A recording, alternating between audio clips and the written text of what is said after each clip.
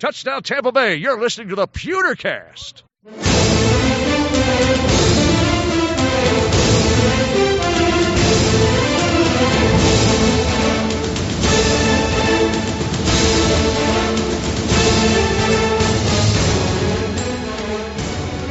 Welcome to the PewterCast. Today is November 7th, 2017, and this is normally where I'd say this is episode whatever number it is, and give you some witty title that we actually spent way too much energy in trying to come up with. But no more, because this show has been rechristened. It's now simply known as Final Thoughts. So this is our final thoughts on the Saints game. With me, as always, my co-host, Ren Daxt. Ren, how you doing tonight, buddy? I'm good, man. I feel much better after letting that loss, that playoff fleeting hope, all gone. Now the postseason loss sit for a couple days. I was so down in the dumps about it. It literally made you sick. It did. The bile from that game came to reality. Yeah. That's true. If you haven't listened to the InstantCast near the end, when Princess Nikki was nice enough to call in, I had a hiccup, and basically I had acid reflux, and it was burning so bad I could barely talk and finish the show. So that's what Brent's talking about. But yeah, it was just so disappointing. Like, I didn't even watch Monday Night Football, and I think I watched. After the InstantCast, I don't even think I went back to the Sunday night game. And I watch football when I can, and I had no interest in it. I just didn't. It was just bad. Just made me feel bad. But here we are a couple days later, and ready to kind of put some closing thoughts on this game. So let's waste no time. Let's get right into it. We have a lot to cover. Ren and I are going to grade out the Saints game with our final thoughts and what I'm sure is going to wind up being some very interesting conversations regarding the Tampa Bay Buccaneers and this game and what this game means for the rest of the season, possibly the future of the organization. And then to wrap up the show, we're going to be taking your comments, questions, and emails, mostly about the game, but who knows what else is in there. We'll see when we get there. So with that said, Ren, let's get into it.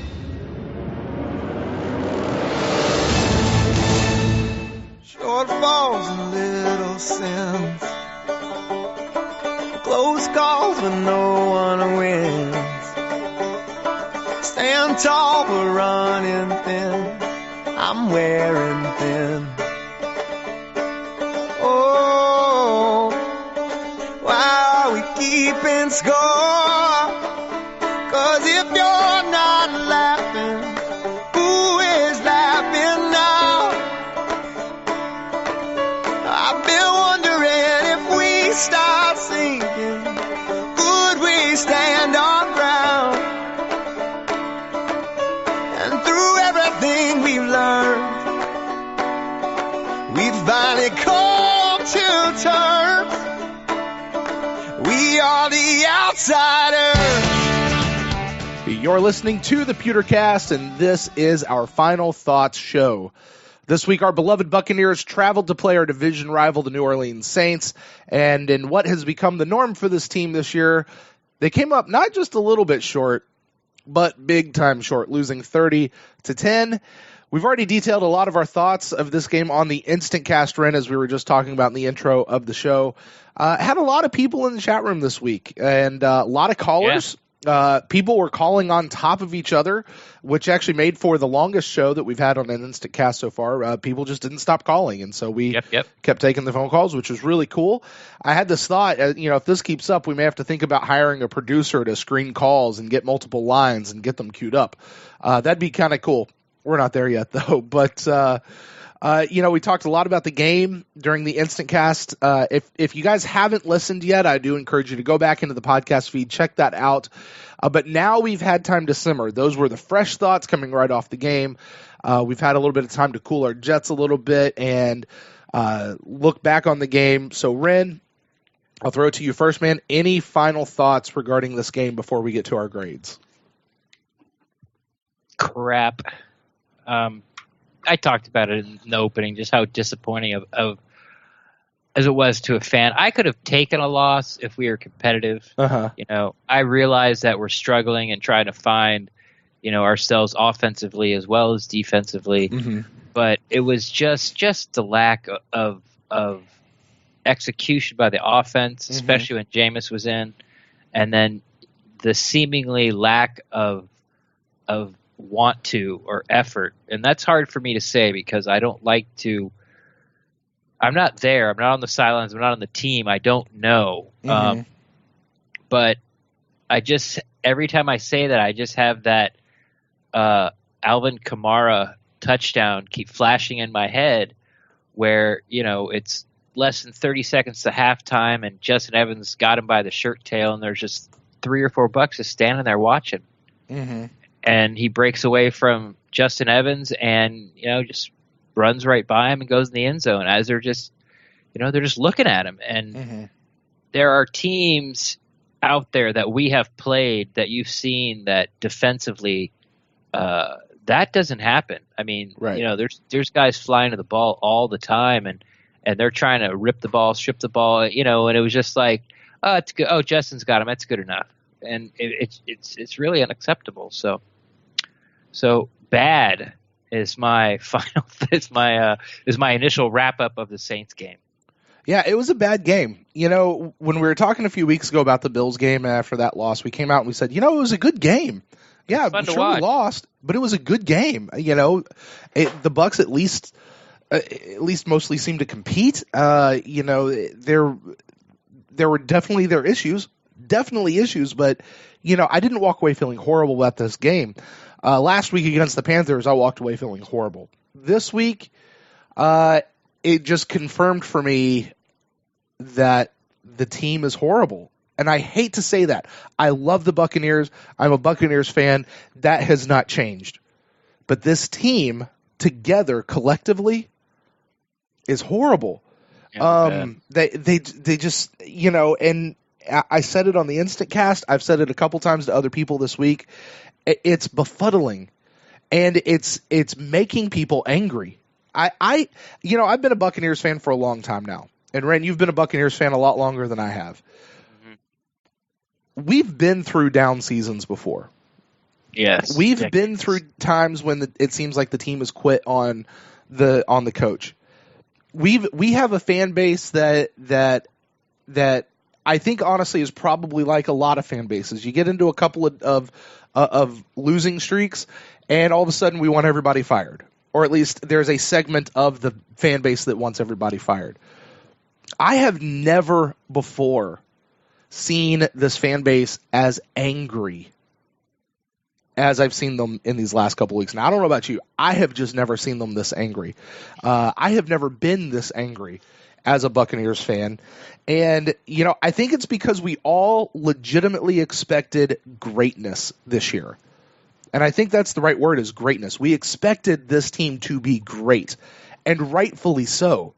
With everything we have on this team, there is no excuse for a 2-6 record at the halfway mark of the season.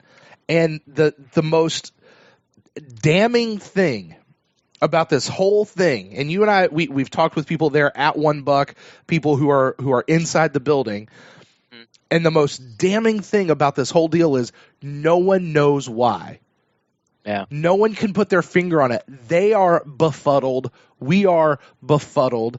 And it seems that Cutter and his coaching staff and the players and the front office staff, the media guys, everyone, including us as a fan base, are just befuddled. We don't know what the hell is going on. And I got to tell you, Ren, that does not bode well.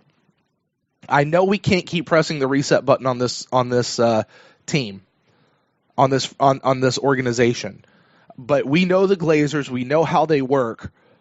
That does not bode well come this offseason, come the next 8 weeks. Yeah, but they didn't want to fire Lovie Smith. Lovie Smith fired himself. They wanted him to change his defensive staff, and he told them no. And so, when your boss tells you to do something and you tell him, no, I'm not going to do that, what do you expect is going to happen? Right.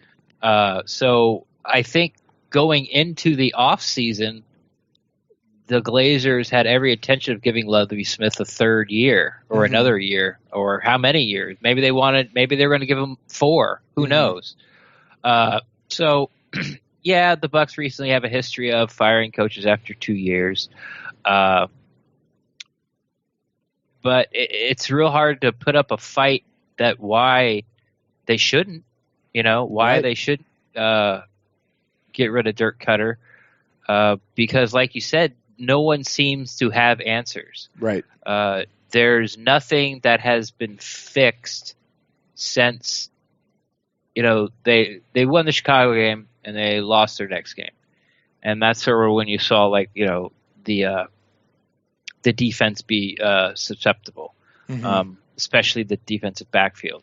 Well, that still hasn't been fixed. They've had some good games, but it's not like New Orleans didn't have open receivers everywhere. Right. A little more contested balls, but so when they came out in the second half, Drew Brees had no problem. They scored 2 touchdowns in the third quarter. They just came out at halftime and boom, boom, boom down the field twice.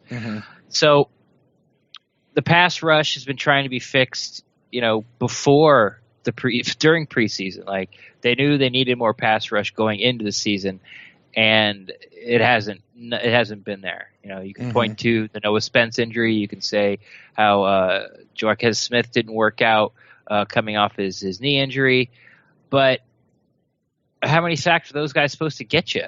Were they supposed to get you 10 apiece? It just seems that they're not doing anything well, and every week they find another way to lose, basically, another way to shoot themselves in the foot, be it penalties or negative plays or the quarterback being inaccurate, defense not swarming to the ball, pass rush we talked about. I mean, it's everything, and that's what's so, like you said, it was playoffs or bust. I think the fan base would have been happy with a 10-win season, and if it was one of those weird years where 10 wins doesn't get you in. I think everyone would have been okay with that. I mean, they would have been upset, but it was like, well, they won 10 games. That's if you look back on the history of the Buccaneers, that's really, really good.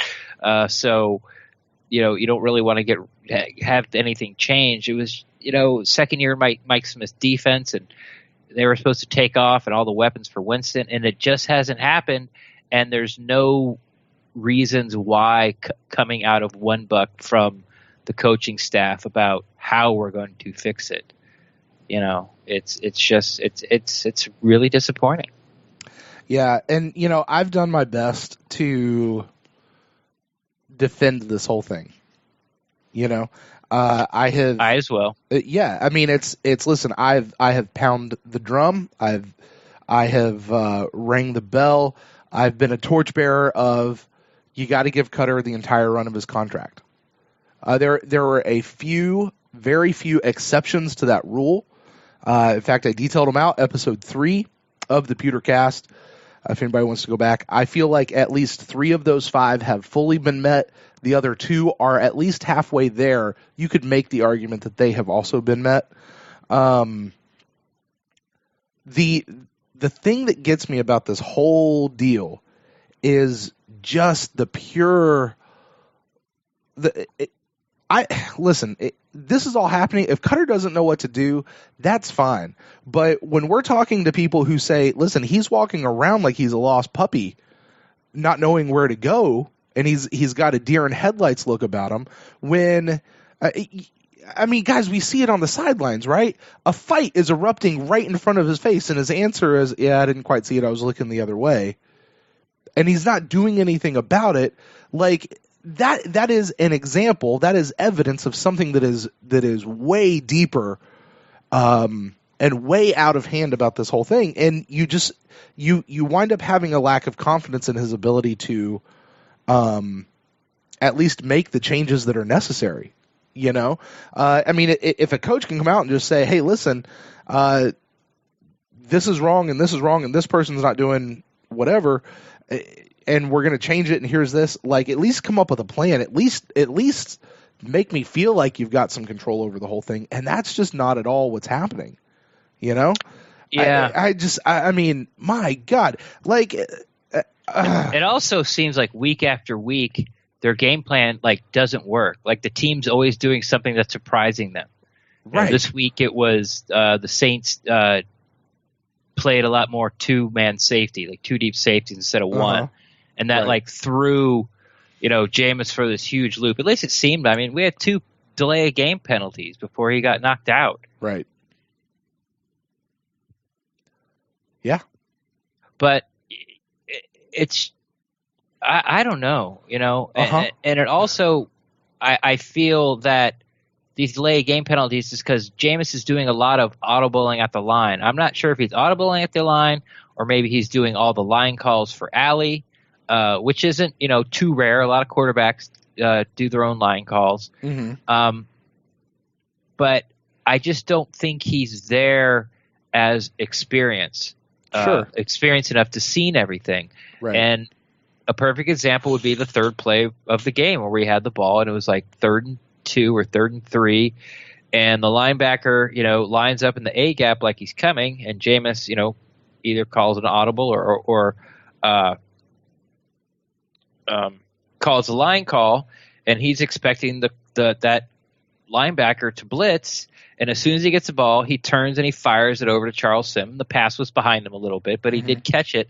But the linebacker didn't come. The linebacker went to Charles Sims, and since it was on his back shoulder and he had to sort of spin around a little bit for it, by the time Charles Sims' feet landed on the turf where he could make the move, the linebacker was on top of him. Mm-hmm. Yeah, and now, you've run a 2-yard route on a 3rd and 3, and you've misread the play. So,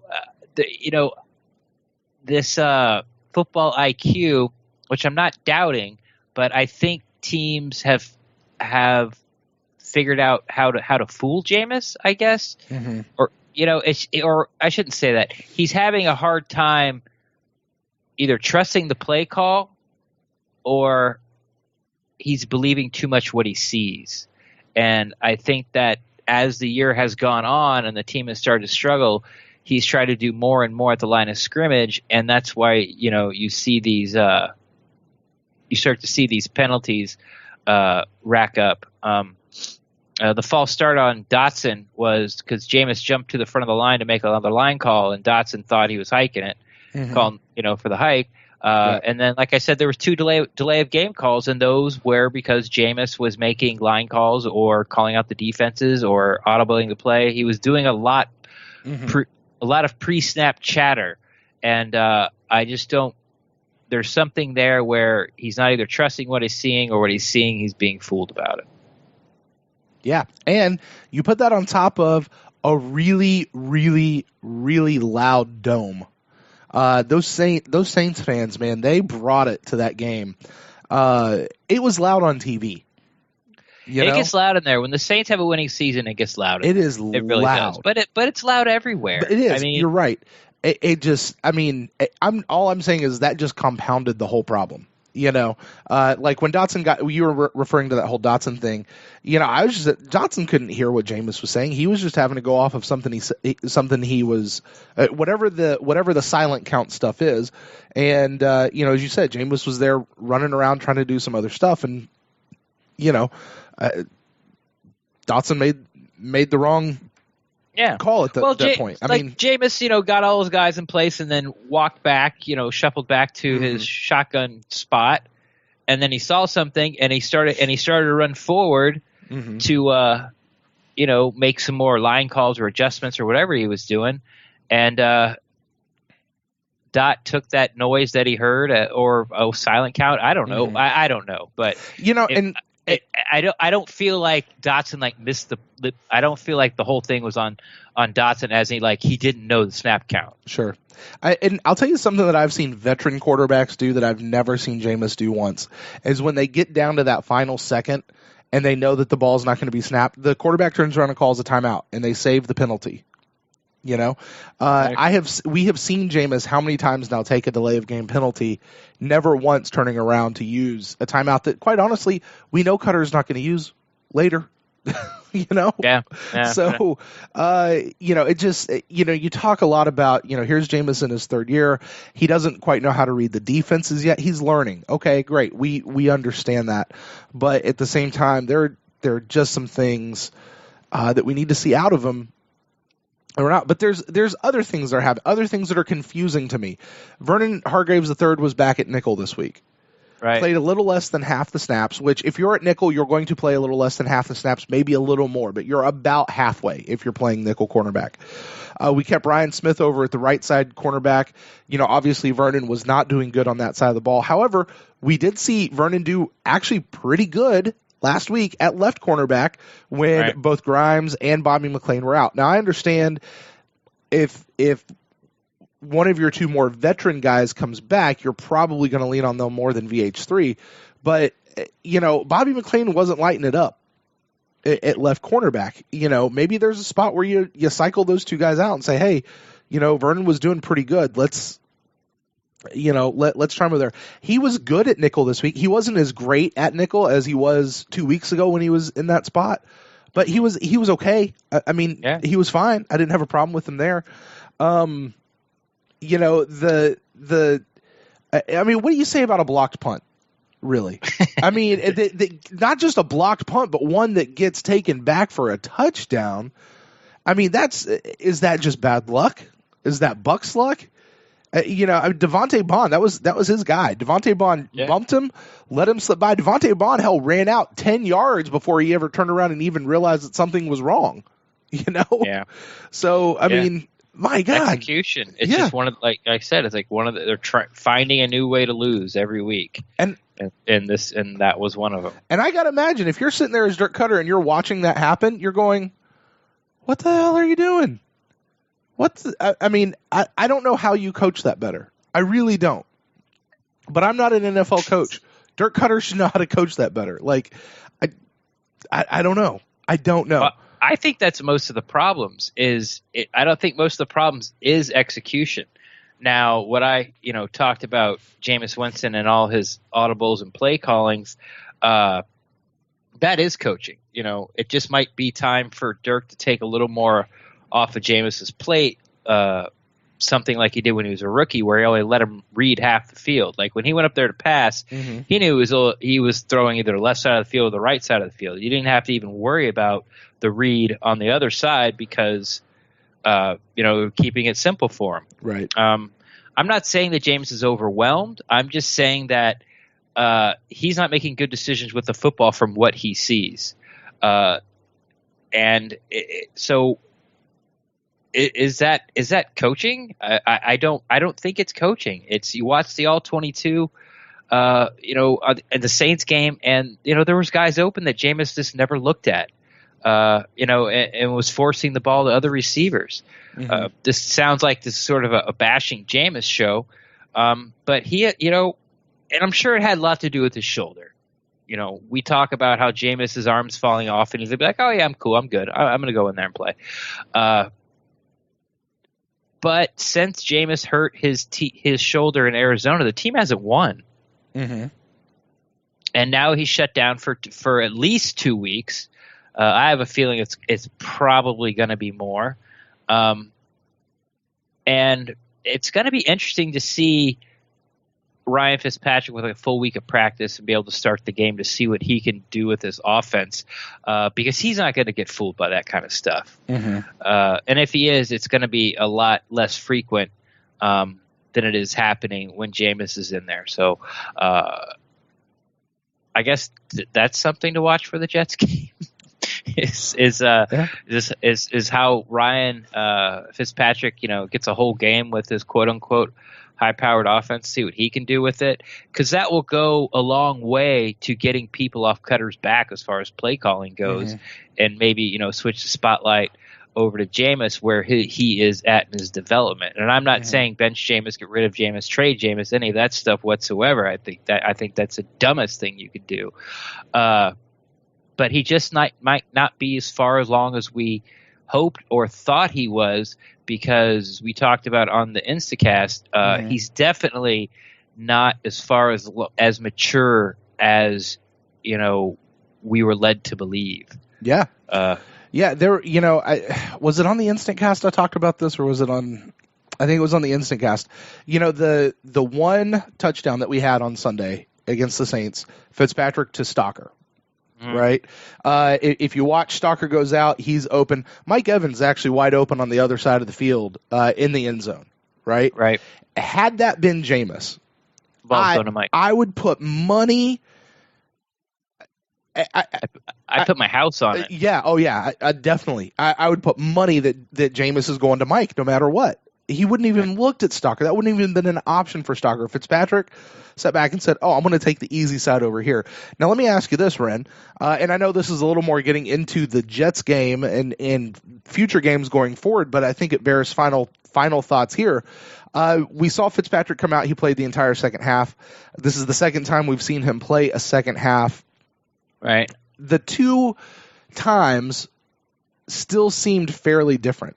The first time he came out, put 31 points up on the board or something like that. Well, there was one defensive touchdown, but yeah, he moved the ball and got some scores for sure. This time we put one touchdown up on the scoreboard and just really couldn't compete the rest of the time. There were some 3 and outs. It wasn't great football on our side, and that was with Fitzpatrick as the quarterback. So now we know as of right now, as of recording this on Tuesday, Fitzpatrick will be the starting quarterback. Griffin has been activated from the injured reserve. He will be backing him up. And we have said before, we hope that Griffin will be the guy who gets the starting nod when he's ready, hopefully here in just a couple of weeks.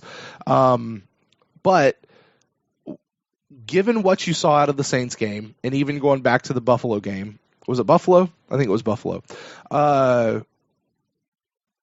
But when Ryan was in? Yeah. The other game. The Cardinals. The Cardinals game. Okay, that one. Thank you. Yeah. What are we going to see? Because that changes a lot, right? Which Ryan Fitzpatrick are we going to see, do you think? Oh, I think it's going to be closer to the Saints game, simply because the Jets' defensive line is very good. Mm-hmm. They are that when I talked about that Kamara run at the end of the half, that never would have happened with the Jets. Those guys are playing hard. We have more talent than they do on both sides of the ball, but they're playing harder than we are. That's they're executing. For sure. Yeah. Yeah. Well, even if they're not executing, at least they're flying around the ball to at least sort of make things happen. They're trying to do something to cover up their shortcomings, where it seems, once again, like I said, on the defensive side of the ball, they don't seem to have any answers for anything. So I think Fitzpatrick's going to have some struggles, but I will not be surprised if we actually put double-digit points up in the first half, something we haven't done in 5 weeks. So I wouldn't be surprised if we win the game. There's going to be some 3 and outs. There's going to be some, throws where Fitzpatrick gives up on the play and lives to fight another day, something that, that Jameis rarely does. But in the end, honestly, since Jameis hurt his shoulder, watching besides the second half of the Buffalo game, and really the first half, the Bucs sort of the offense shot themselves in the foot during the first half of the Buffalo game. Jameis has looked bad, like as bad as he's ever looked, even as a rookie. Yeah. So, and I think a lot of it has to do with his shoulder. I really do. It's hard to push the ball down the field and run the type of offense that Dirk Cutter puts out there in his game plan when you can't push the ball down the field with velocity. It's just it's a deep route offense concept. It just is. So I think the offense will look better. But if you're picking between the two, I think it's going to be closer to the Saints, because the Cardinals were just playing, keep everything in front of you, prevent defense. Sure. We're up 5 scores, Yeah. What's he really going to do? 4 scores and four 2-point conversions. Yeah. Right. They're up 31-0. That's 4 touchdowns and a field goal, or 4 touchdowns and 4 2-point conversions. So, yeah. Yeah. But I am looking forward to it, though.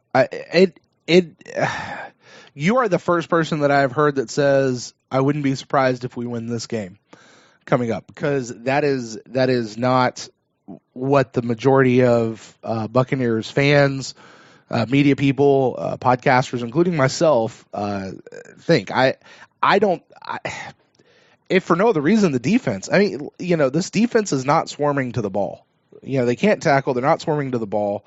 The offense may go in and put up some more points. Maybe we'll stay neck and neck with them. Who knows? It'll be interesting to hear you say that, though. Kind of makes me think, maybe we will win this game. Who knows? But to point out, they're still the Jets. I mean, they're playing a lot better than everyone thought they would, but they're below 500. They're only 4-5. Yeah, I mean, they're not having a stellar year like 6-2 like the Saints are. This isn't the Eagles coming into town. Sure. So they're still the Jets. It's still Josh McCown. They don't have wide receivers. Anybody of note, and the guy that was, I heard Greg Allman say they're leading pass catchers ASJ. Yeah. So, and I have him in my fantasy league, and he only gets like 2 or 3 a game. So, I mean, it's not like he's getting 9 catches a game for 120 yards and a touchdown. Mm-hmm.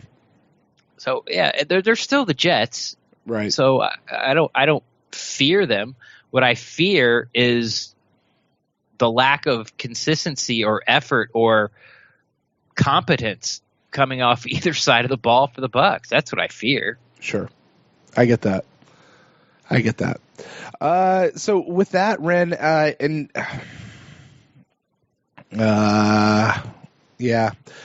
you mentioned a few times the record before Jameis got hurt and record after Jameis got hurt. We were 2-2 before he got hurt, and arguably should be 3-1 before he got hurt, except we had kicker issues.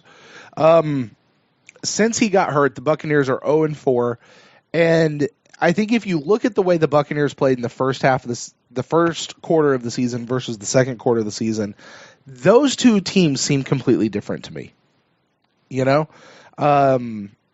really does. And does it hinge on Jameis hurting his shoulder? I don't know. Maybe it would definitely seem to correlate. It would not surprise me, Ren, if the team goes 0-8 the rest of the year. They could go 1-7, maybe 2-6. I don't know that they'll do much better than that with Fitzpatrick. Maybe they'll surprise us. They're not going 0-8. I hope not. Point being, but I don't think they're going 8-0. Oh God, no. Yeah. They're not doing what they're going to need to do to get back into this playoff race. That said, no, playoffs are over. That said, regardless if you think it's the right thing or not, that would tend to tell us we know this ownership group, the Glazers. I'd say there's a 95% chance, if not better, that we'll be pressing the reset button on this franchise again at the end of the season. And I'm not the only one. There are some people that are really close. There are people in the building at One Buck who have just said, "Oh, it's already happening." Like people inside the building are saying that you and I have gotten to speak to.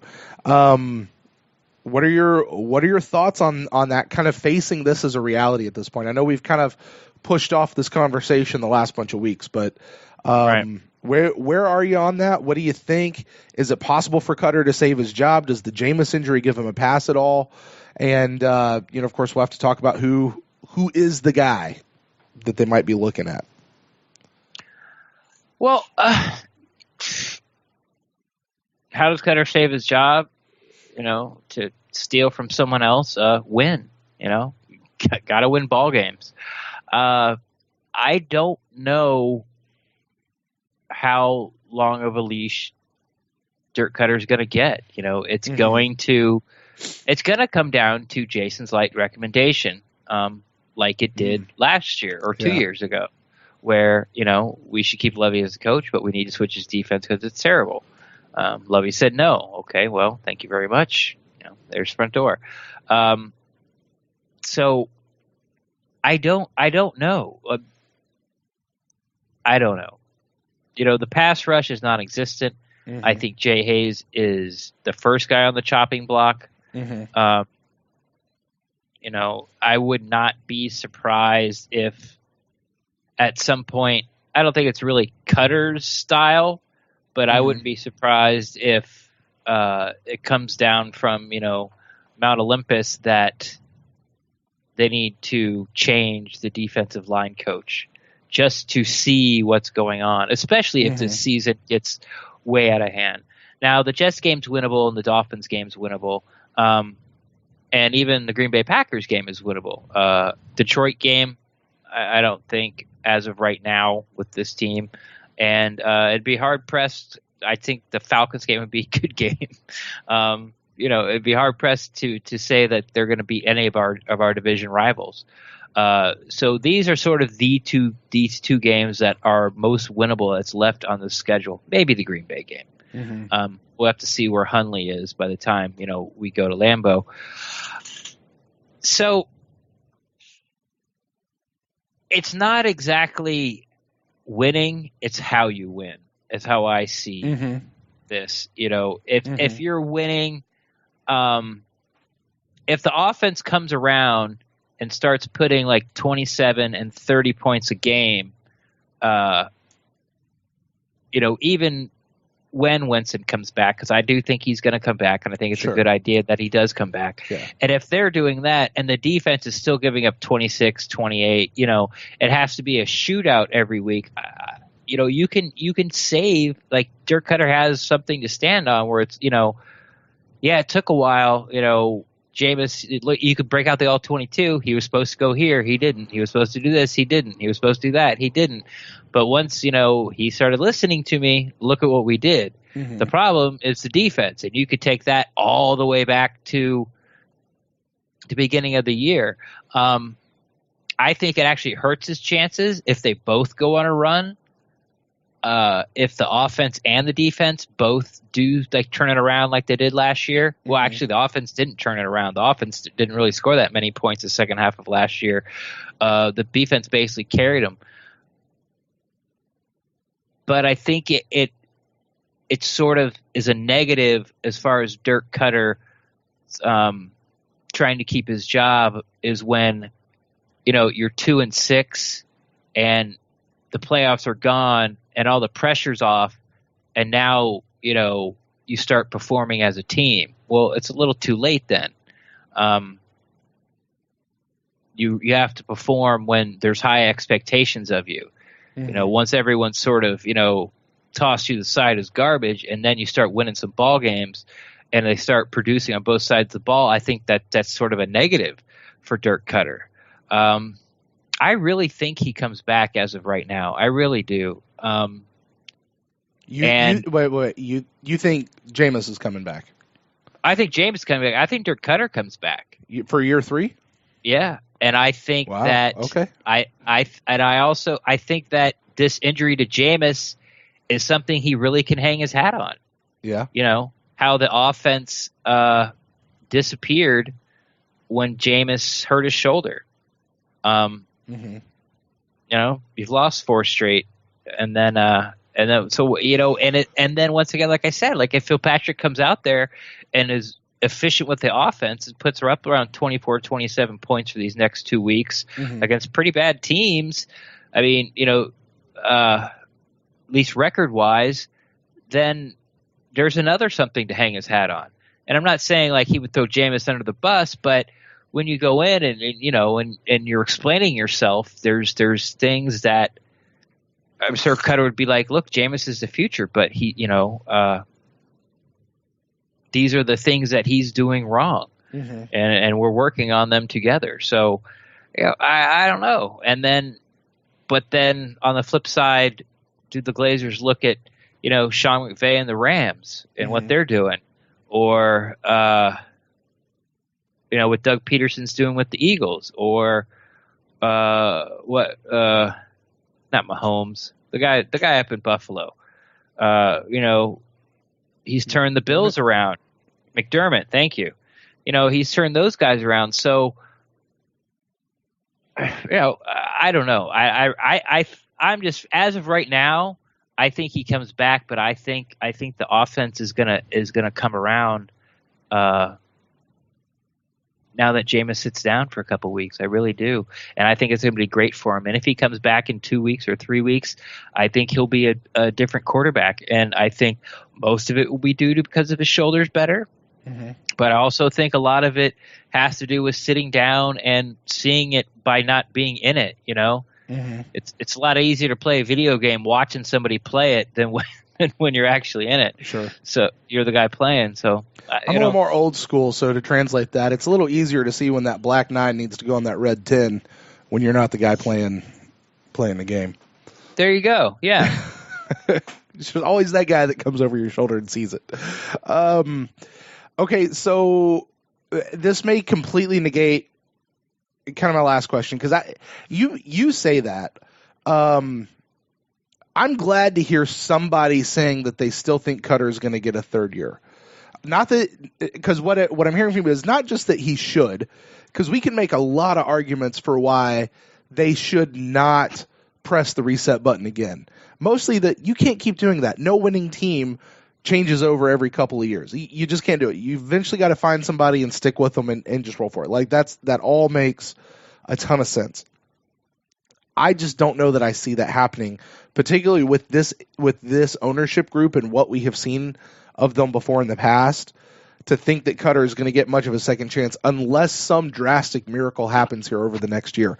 But I think you make a lot of great points as far as that goes. Now, just playing the forward button, because the other thing we keep hearing is not just a lot of fans chanting for Gruden to come back, but we hear rumors out there that I think are, I don't know. To this point, I have called them a bunch of BS rumors that he is the guy that the Glazers are talking to. But I think it at least bears the question, hey, how serious are the rumors about Gruden?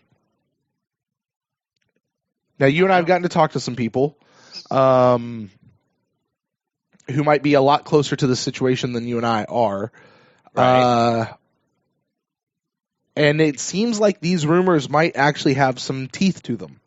They might actually, this. I think this depends on if Gruden wants to come back and if the Glazers want Gruden to come back. But what we're hearing is Gruden does want to come back. He wants to come back to the Bucs. We don't know if the Glazers are 100% sold on it, but it seems like they might be. Where are you on that? What have you heard from your side of it? You still think Cutter might keep his third year, so it kind of makes this moot on that side. But just to go down that path real quick before we get to grades.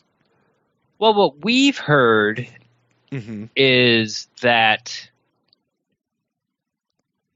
if the Glazers might be reaching out to John Gruden and he says yes, then it could be like a done deal, but it's all up to John Gruden. I don't even know, because I've talked about this earlier. John Gruden didn't have the greatest record after the Super Bowl year. Right. We think of him so fondly, like he won all these games for us, but he barely is a 500 coach. You take out that first 12-4 season, which is a little unfair, but you take that out, and I believe he's like 45-51. He's real close at 46, 44, something like that, and 51, which is below 500. He had 3 below losing seasons. He did win 3 division titles, of course, including the Super Bowl year. But here's the kicker for me.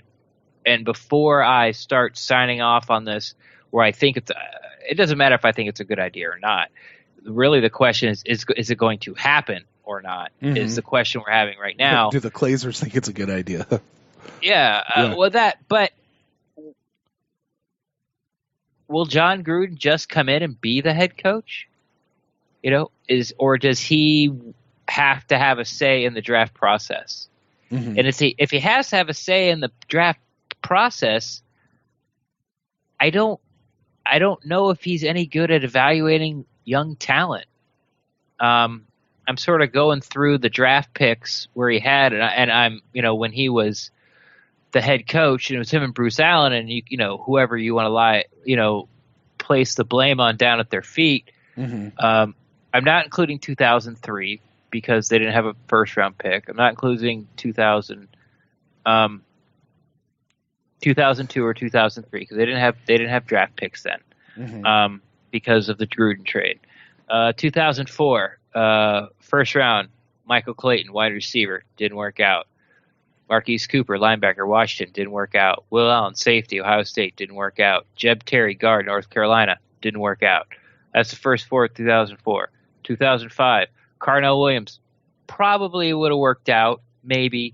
But, he had back-to-back ACLs. He had a surgery, came back, blew the other one. Barrett Ruud, second round. No. Alex Smith, tight end, Stanford. Never heard of him. Another third round. Chris Colmer, tackle, NC State. Nope. Fourth round. Dan Bunning, guard, Wisconsin. Nope. None of those guys worked out. 2006. Davin Joseph. He was pretty good. Then they went with Jeremy Trueblood. He did not work out. Those are both offensive linemen. Third round. Maurice Stovall, wide receiver, Notre Dame. I don't think he was on the team after 2 years. There's just not these guys anywhere during Gaines Adams, Clemson. Kind of was a bust, I'd have to say. Aaron Sears, Sabby Piscatelli. These guys exactly. These guys that we make fun of for being bad draft picks, these all came under John Gruden. Now, I can't tell you 100% that John Gruden was involved 100% in the draft choice. So that might be a little unfair.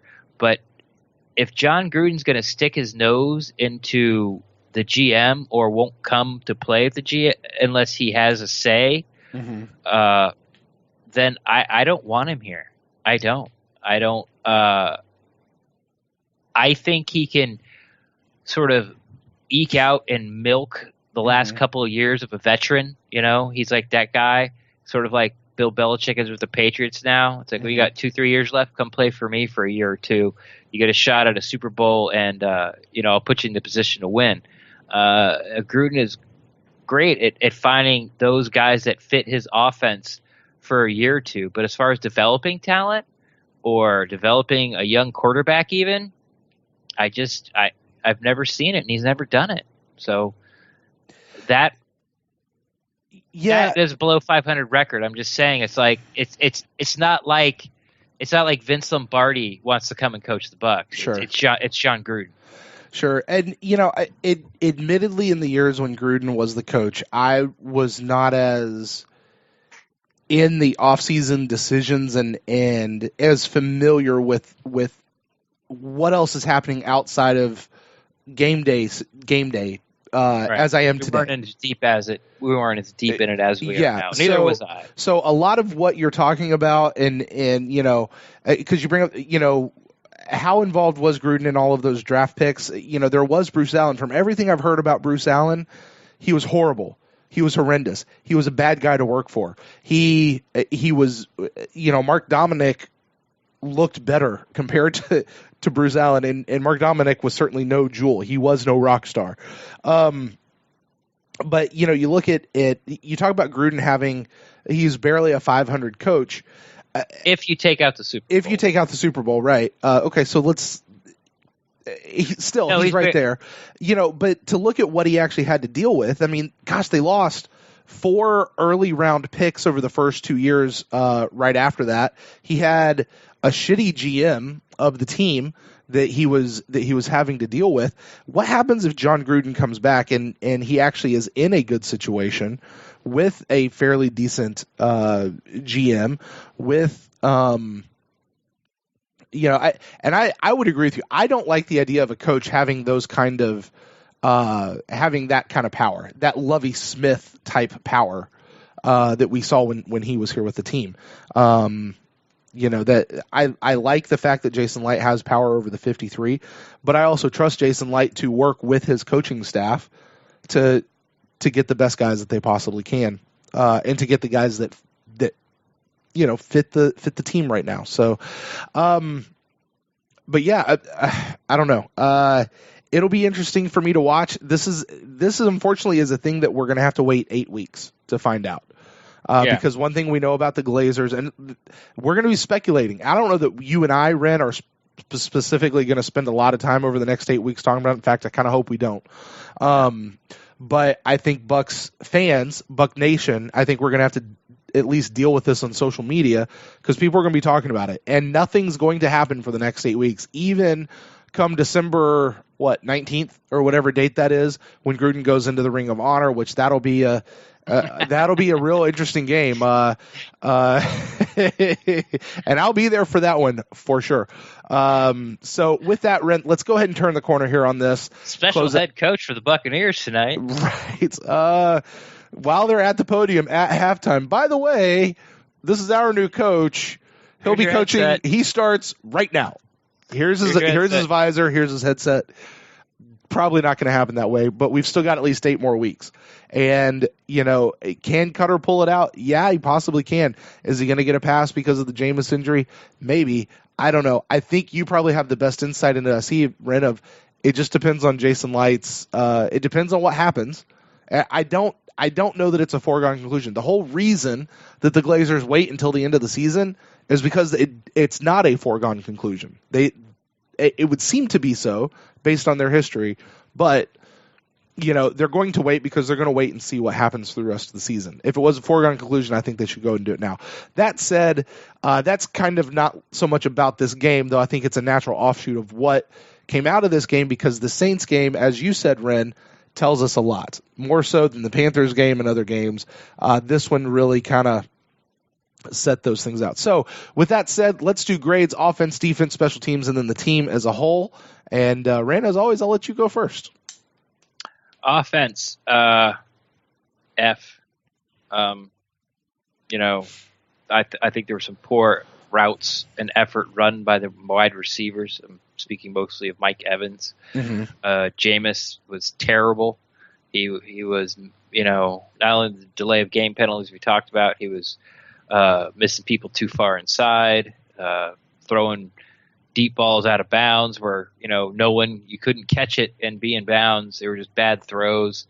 Timing was bad. Decisions with the ball was bad. The running game, Doug Martin looked terrible. Would come to the line of scrimmage and stop, and the pursuing D-end or linebacker would tackle him. They put in Peyton Barber. He looked a little better, but then you look at the final, it was like, oh wow, everyone was so happy he got past the line of scrimmage, but then you sort of pull up the final stats, and it was 11 attempts for 34 yards. That's only 3.1 yards per rush. That's like bang on Doug Martin, you stink type of average numbers. In the end, it just where even Barber looked so good was because Martin was so bad. Offensive line couldn't run block, couldn't pass block. There were sacks everywhere.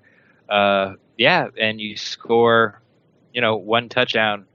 It's an F for me. Defensively, I'll give him a D because they kept him out of the end zone until the very end of the half, the last 30 seconds of the first half. They kept him out of the end zone, but they came out and they really needed to shut down New Orleans for the team to get back in it. And what makes everything so much bigger is in their heart of hearts, they know if they lose this game, the playoffs are gone. Like you have to know that.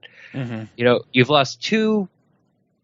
You've had 2 division games, you've lost them both, and you've lost them both to the 2 guys that are in first and second. It's New Orleans has like a 5-game lead on us now, and we've lost the division game. They knew that going in, and it was just a poor effort. And special teams, you get a. I don't care how many times you pin somebody in the 20 or how many field goals you hit 50-yard plus, you get a blocked punt return for a touchdown, you get an F. So it's just an F. It was a complete failure by the team, and I am putting in how much this game meant to the season going forward, and putting that effort on the field was bad. So F for effort. I can't disagree with you in anything that you just said. I gave the offense a D just because Peyton Barber did come out and look a bit better than Doug Martin. They did at least score. There was something that happened, but mostly it was D. It was a below average performance. I might even call it a D-. Defense, I gave him an F. They just couldn't do anything. Even looking at clips and breakdowns of the game from the All-22, it just, here's what I wonder. I really wonder this. I wonder if everybody is actually doing exactly what they're supposed to be doing. It's just what they're supposed to be doing doesn't work. Like, there was a clip where Quan Alexander is blitzing Drew Brees. Almost got to him, but because the play call was such that Gerald McCoy had to do this stunt where he ran across the line, he bumped into Quan Alexander as Quan was blitzing and threw off his timing, and Quan would have had the sack. Like, the blitz would have worked had Gerald McCoy not been required to stunt on that particular play. You know what I'm saying? Yeah. And you don't know if Quan messed up, McCoy messed up, or neither of them messed up. It's just poor scheme. Yeah. So, I mean, my God, you just sit there and go, I wonder if they're actually doing exactly what they're supposed to be doing. It's just, that's a dumbass thing to do. Trevor Sikkema from the Pewter Report was on a couple weeks ago, and he was talking about how now this is on the offensive side of the ball, but you've got this guy going this way, this guy going this way, and they all basically line up and kind of block each other. I don't know. So defense, yeah, I just can't do anything with you. Special teams, listen, Pat Murray goes out, nails a big field goal, but gets iced in classic fashion, and then goes out and overcompensates and misses wide left. Listen, I'm not on Pat Murray's case, but I mean, dang. That was 54, 56? Yeah. But, I mean, he nailed it the first time. I mean, he got the kick and nailed it, drilled it. But he missed it. He missed it when it counted. You miss a field goal like that. You get a blocked punt, as you said, returned for a touchdown. I don't even put that one on Brian Anger. That was Devontae Bond's fault, but whatever. That's still a failure on the team. And as I said last week, and I'm sticking to this, if the team loses, the team gets an F. I don't care how anyone else performed. Right. You're doing pass-fail now. When they win, maybe I'll grade them a little bit better on the win. It's not going to be just pass-fail. But if you lose, it's an automatic fail. Automatic fail. And I can't do anything more for you at this point in the game. So that's where I am on those grades. Yay! Hey.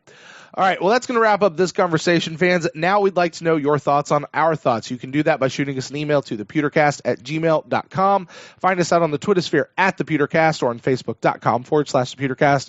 We do respond to all forms of feedback, and it's one of the more fun aspects of being a part of this Bucs fan community. Well, guys, coming up next, we're going to get to some of your fellow fans' thoughts on this game. Stay with us. We'll be right back.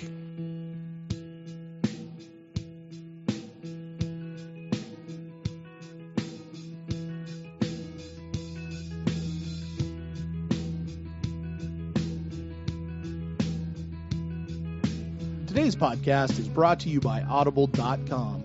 Right now, for you, the Pewtercast listeners, Audible is offering a free audiobook download with a free 30-day trial to check out their service. This is a great way to check out Jason Buick's book all about the history of our beloved Buccaneers, the good and the bad. The Yucks tells the story of how Tampa was awarded an NFL expansion team in 1974 and the trials and tribulations and eventually the victories that marked those early years. It's a Hollywood-type story that you don't want to miss. To download your free audiobook today, go to audibletrial.com/thepewtercast. Again, that's audibletrial.com/thepewtercast for your free audiobook.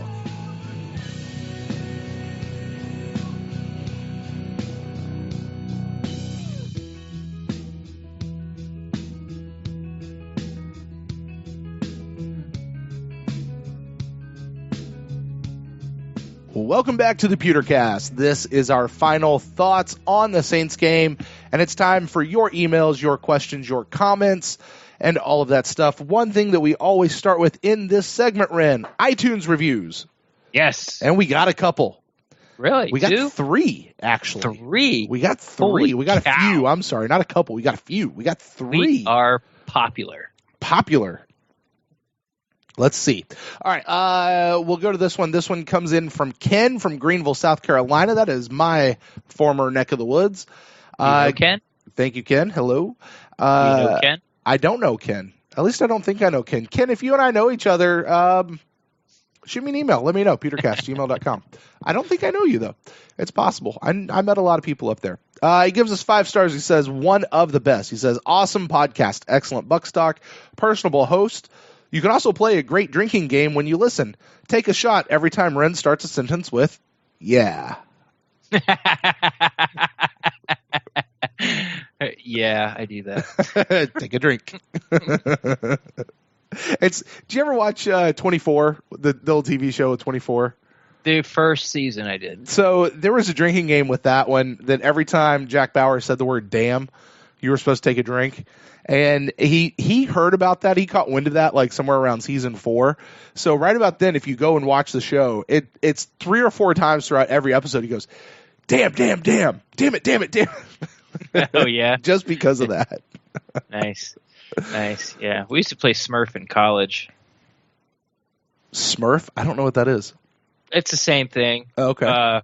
Remember, this is like before DVDs, like VHS tape, and one of us, wasn't me, had a video, like a VHS tape with 2 Smurf episodes on it. Okay. And, just sometimes we'd put it in and just watch it, and every time they said the word Smurf, we'd drink. Interesting. Yeah, it got to the point, I mean, it wore off pretty quickly. Sure. But it got to the point where, we sort of knew there was this one part, sort of like you said, Jack Bauer did in 24, Kiefer Sutherland, where it was just like, Brainy was like, Smurfity, Smurf, Smurf, Smurf, Smurf, Smurf. And it was like, oh, here it comes. Like everyone's opening a new beer. Like, here it comes. That's funny. So, anyway. Ren, maybe we should put out the official Pewtercast drinking game. Come up with like a whole list of take 1 drink for this, take 2 drinks for that. That's something I'd be interested in. That'd be fun. At least maybe for the InstantCast. I don't know. All right, Ken, thank you so much for your review. We definitely appreciate that. Next one comes from Trevor in Orlando. I like these, man. These people are actually putting their real names down. This one is also a 5-star review. Says, great Bucs podcast delivered from a fan's ...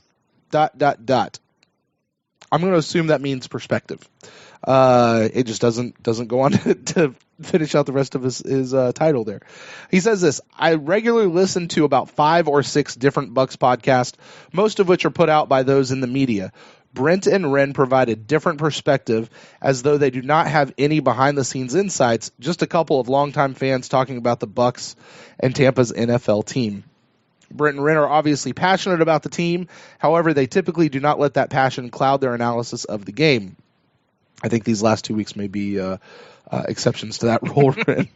It says they also provide a platform for those who wish to use it, for fans to express their thoughts and feelings about the team through the fan interaction segment and the InstantCast, something that not too many other podcasts do.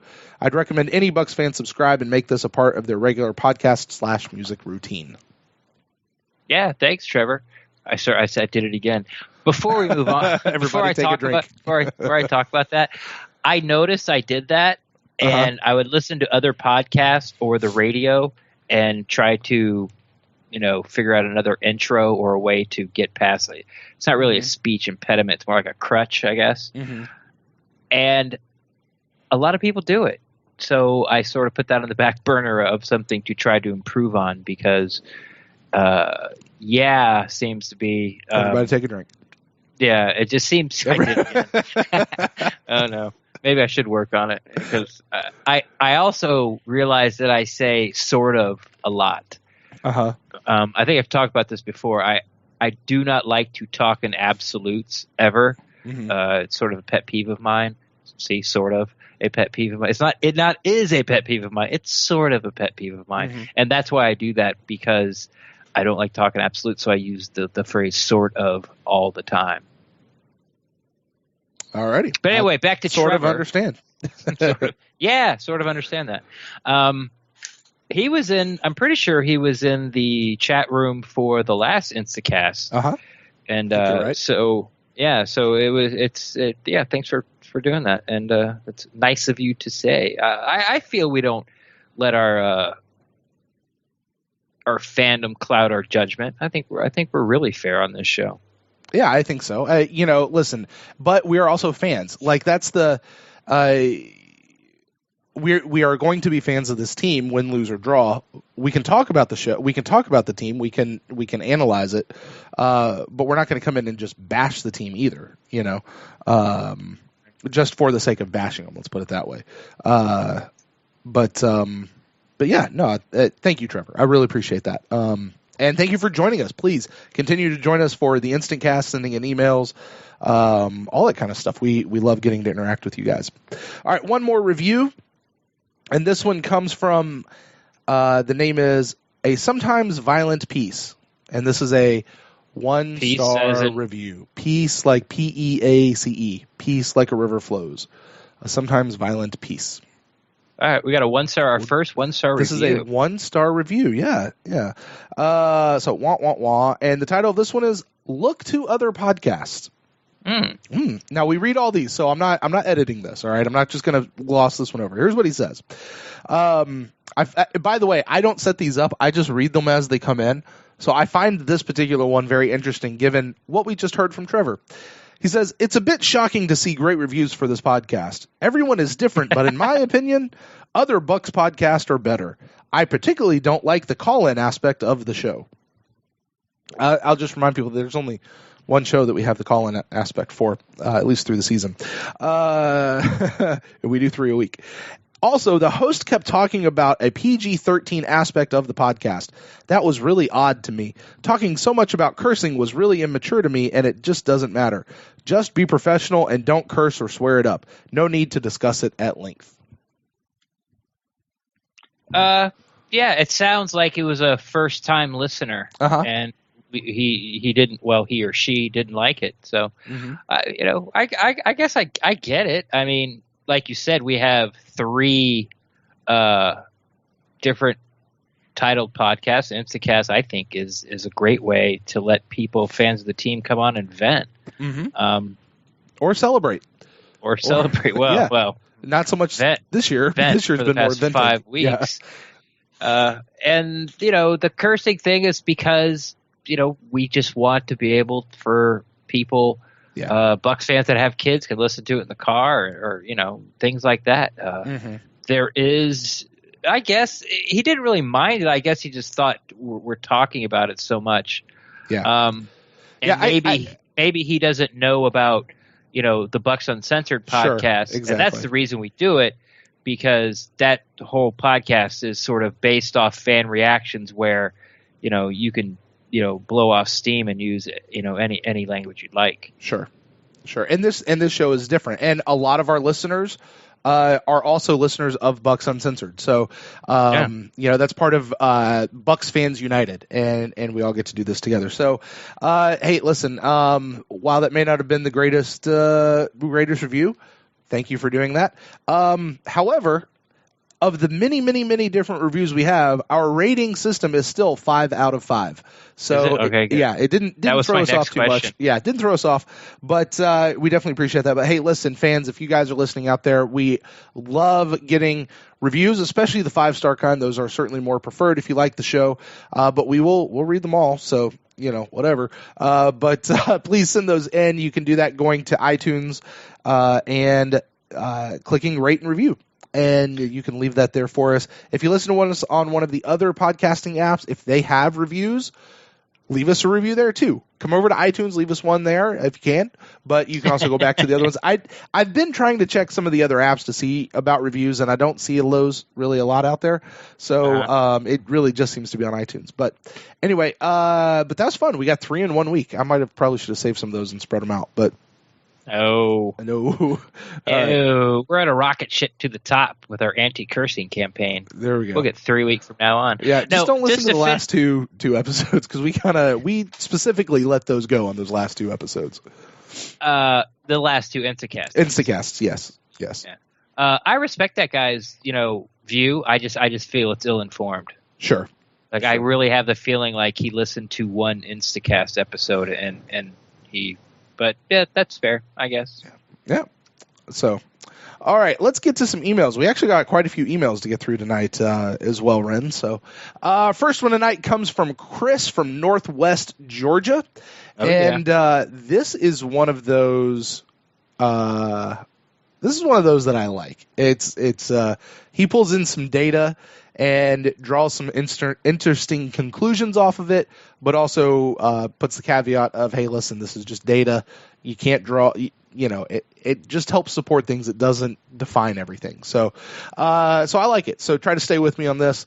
He says this. He says, hey, it's Chris from Northwest Georgia. Wait, start over. I'm lost. Let's just start over. Sorry, that was a joke.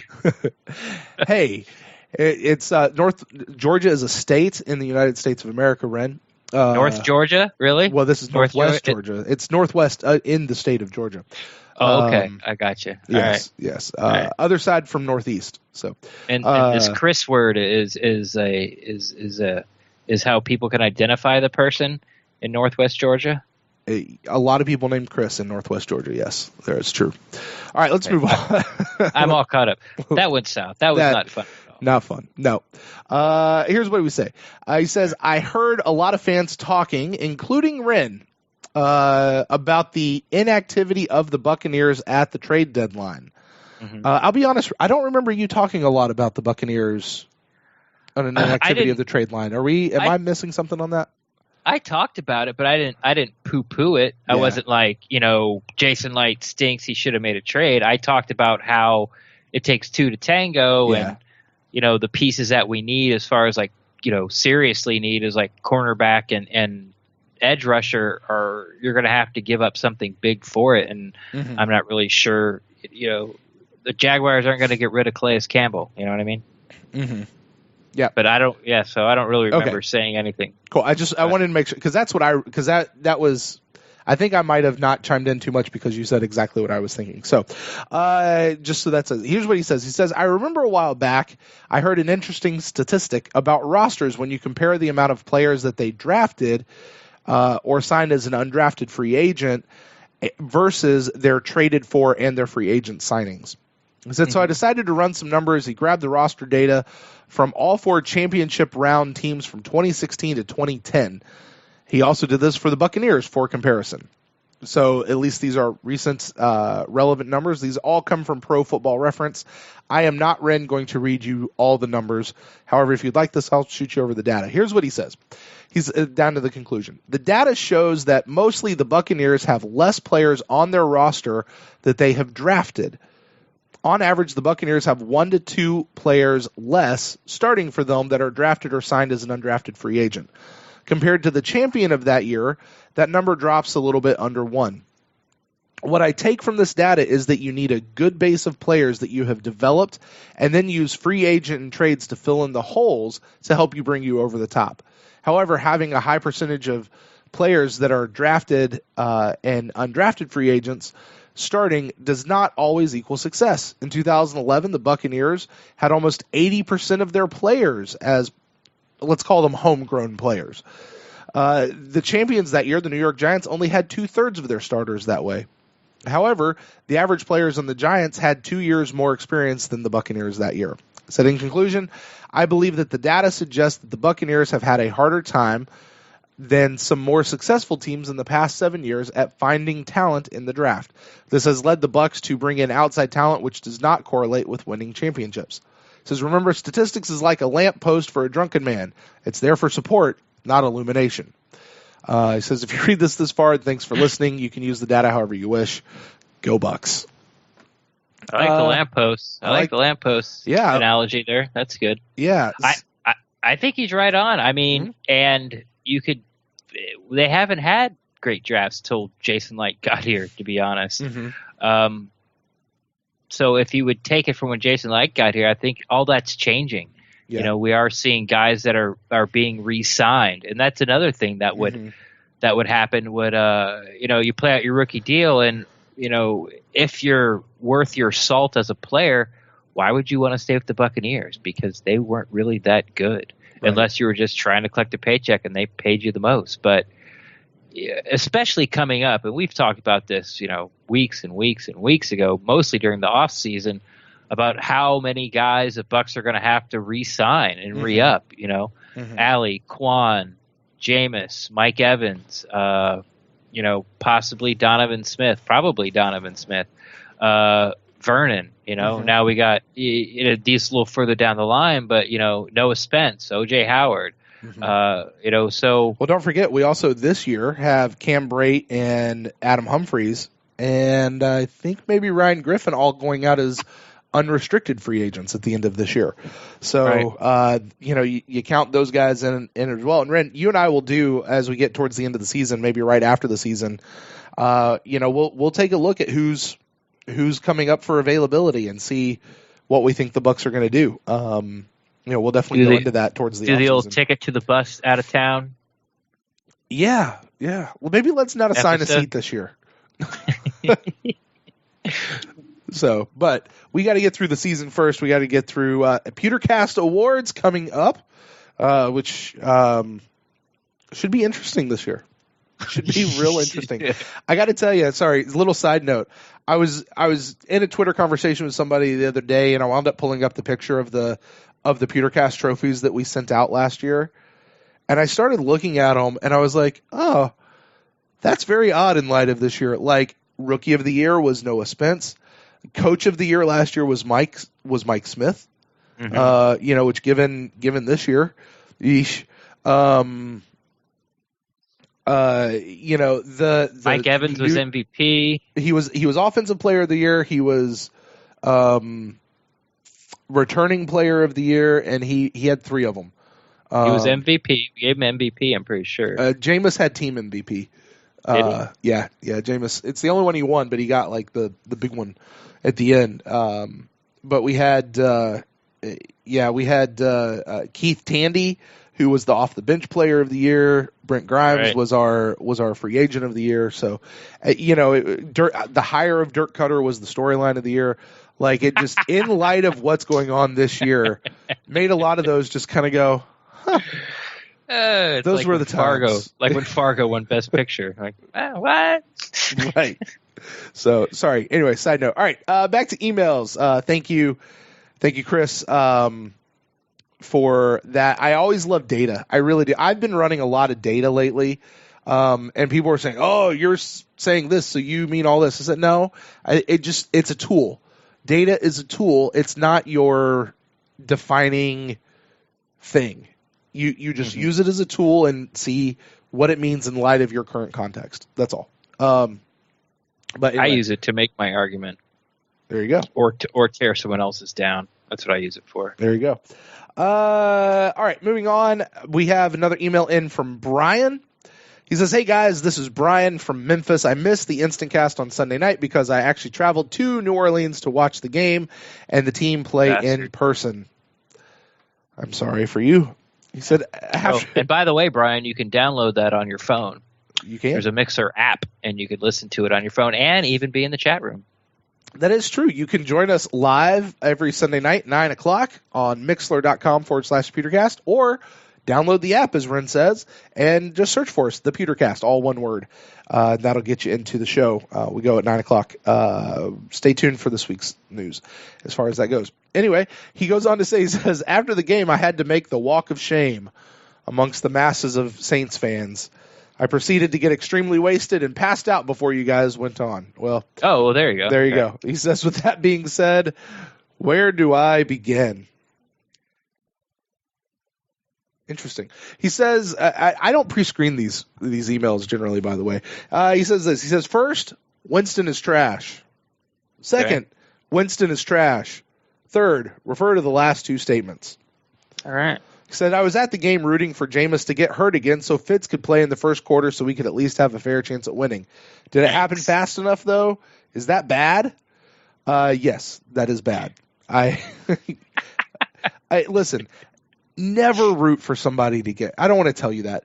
I never root for someone to get hurt. There are times when I want somebody taken out of a game, but I don't necessarily want them hurt. But if you're rooting against your own quarterback, I'm not that brazen. That would not be me. However, he goes on to say, Ren, unless you have anything you want to say about that. Yikes. Yikes. Yeah. Let's go on. He says, I listened to the InstantCast and you guys hit on the same things that I was saying about him after the Panthers game. Like I said, it starts with him. Once again, he was highly inaccurate, and I'm not blaming his injury because he was still making bad throws before the injury. This is just a coincidental scapegoat for a poor performance. Throws deep balls out of bounds, throwing at the feet of a 6'5 receiver, and still makes bad decisions with the ball. The defense didn't look good either, especially giving up big plays and piss poor tackling on the defense didn't, yeah. And piss poor tackling. On one drive, Quan gave up a lot of yards on 2 plays leading to a touchdown. But not having an inch of a pass rush doesn't help either. Hey, these are things we know. Let's not beat a dead horse, right? Right. He says this, Jameis is the guy that needs to be humbled. That BS that he did starting the altercation is totally unacceptable. What I see in him is a young, selfish, and mature quarterback who has no idea how to lead a team of men. His reluctance to come out after taking that sack shows that he would rather play in a manner that negatively affects the team and refusing to understand his limitations as well as his capabilities, rather than let his backup come in and play. He was hurt, dragging his right arm the whole time he got into the half. It's not fair that we have to put in Fitz when we are going down almost 30 points and expect him to win us the game. Winston should have never played, in my opinion. Let's go with that. Jameis is hurt. I don't think Jameis is selfish. We've talked about his maturity, which is suspect. How I said last week, where the Saints game is really going to sort of cement my idea of how this team is, and as far as Coach Cutter, Mike Smith, and all that type of thing. Mm-hmm. I think, for me at least, where Jameis is at, maturity level wise and football. I'm just going to say football IQ. Where he is in his development is when he comes back from this injury. Mm-hmm. Then I'll sort of throw out my 2 cents on what I think about Jameis Winston and where he is as a NFL quarterback, because yes, he did make some poor throws in the before he got hurt in the Cardinals game. He also threw for like 300 yards like 4 games in a row. So he was moving the offense, and so when he comes back, see how he reacts, and that's when I'll sort of chime in on how Jameis is doing. But everything else, they talk about complimentary football, and it's true. It's true. No pass rush, poor tackling. Against the Saints, they couldn't pass block, pass protect, or open holes for the running backs. It was a bad game. It was a terrible game. Mm-hmm. It was hard to watch. Mm-hmm. It wasn't just one. It wasn't all on just one guy. No. He goes on to say, he says, defensively, you can see the frustration on the play. 4 Bucs let the guy score at the goal line. I said Gerald McCoy stood with his hands on his hips looking at the rest of the defense in disgust and disbelief, as I think we all did. But seeing that as something that runs deeper than being on the field, the team has cracked from within, and it gets worse every Sunday. It seems to be so. He says, we now play the Jets without Jameis. Yay! And Mike Evans. Damn. And we should still beat them, but will we? Will Fitz have a full week of prep with the first team and come out and shows what Jameis should have been doing even without his number 1 target? That's something that will either be a good thing for him or a bad thing for Jameis. In light, he said, I feel Fitz deserves a fair chance at it. I just hate that it took this much to get Jameis off the field. Okay, I feel better. Go Bucs. Oh, and I hope Will Golston will be okay. Yeah, I can agree with most of that. I'm not going to be on board with him with the anti-Jameis rhetoric. I think that he definitely gives us the best chance to win, and definitely the best chance to win moving forward, as in years to come. Like I said, I think we all as fans drank the Kool-Aid this off season, and maybe the expectations weren't. Well, obviously, they don't seem like I'm trying to think of the word, but I'm just blanking. We all drank the Kool-Aid, but this, wanting Jameis off the field to play Fitzpatrick, why? Why do you want to do that? Fitzpatrick is not going to be the quarterback of the future. Mm-hmm.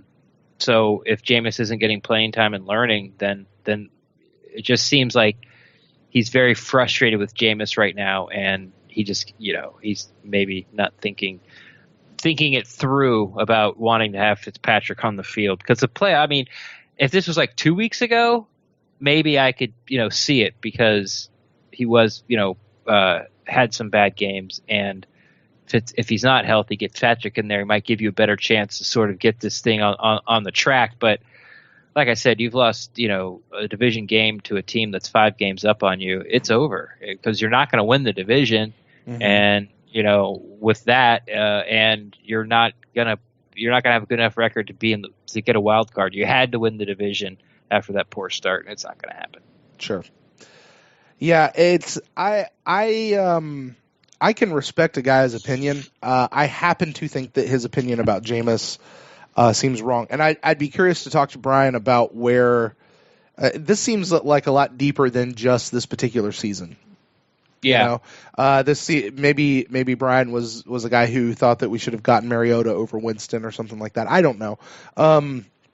He's not here for me to talk to, but I'd be interested, because he certainly seems to have it in for Jameis. I happen to disagree with his with that particular stance. However, he does make some good points. I mean, Jameis didn't need to touch anybody in the back of the head. He seems to be good for something like that at least once a year. Yeah, it's just some stupid thing that he does. He lets his emotions get the best of him, or his immaturity, or whatever. Remember last year he had that little headbutt. And his rookie year, headbutt in the Dallas game in his rookie year, he went and pushed Aaron Donald on the Thursday night game against the Rams, and pushed it back. He ran over and got in a fight with the biggest guy on the field. Right. It's what are you doing? So I just. And I got to tell you, listen, this is my own thing. Should Mike Evans have come over and hit that guy? No, he should not.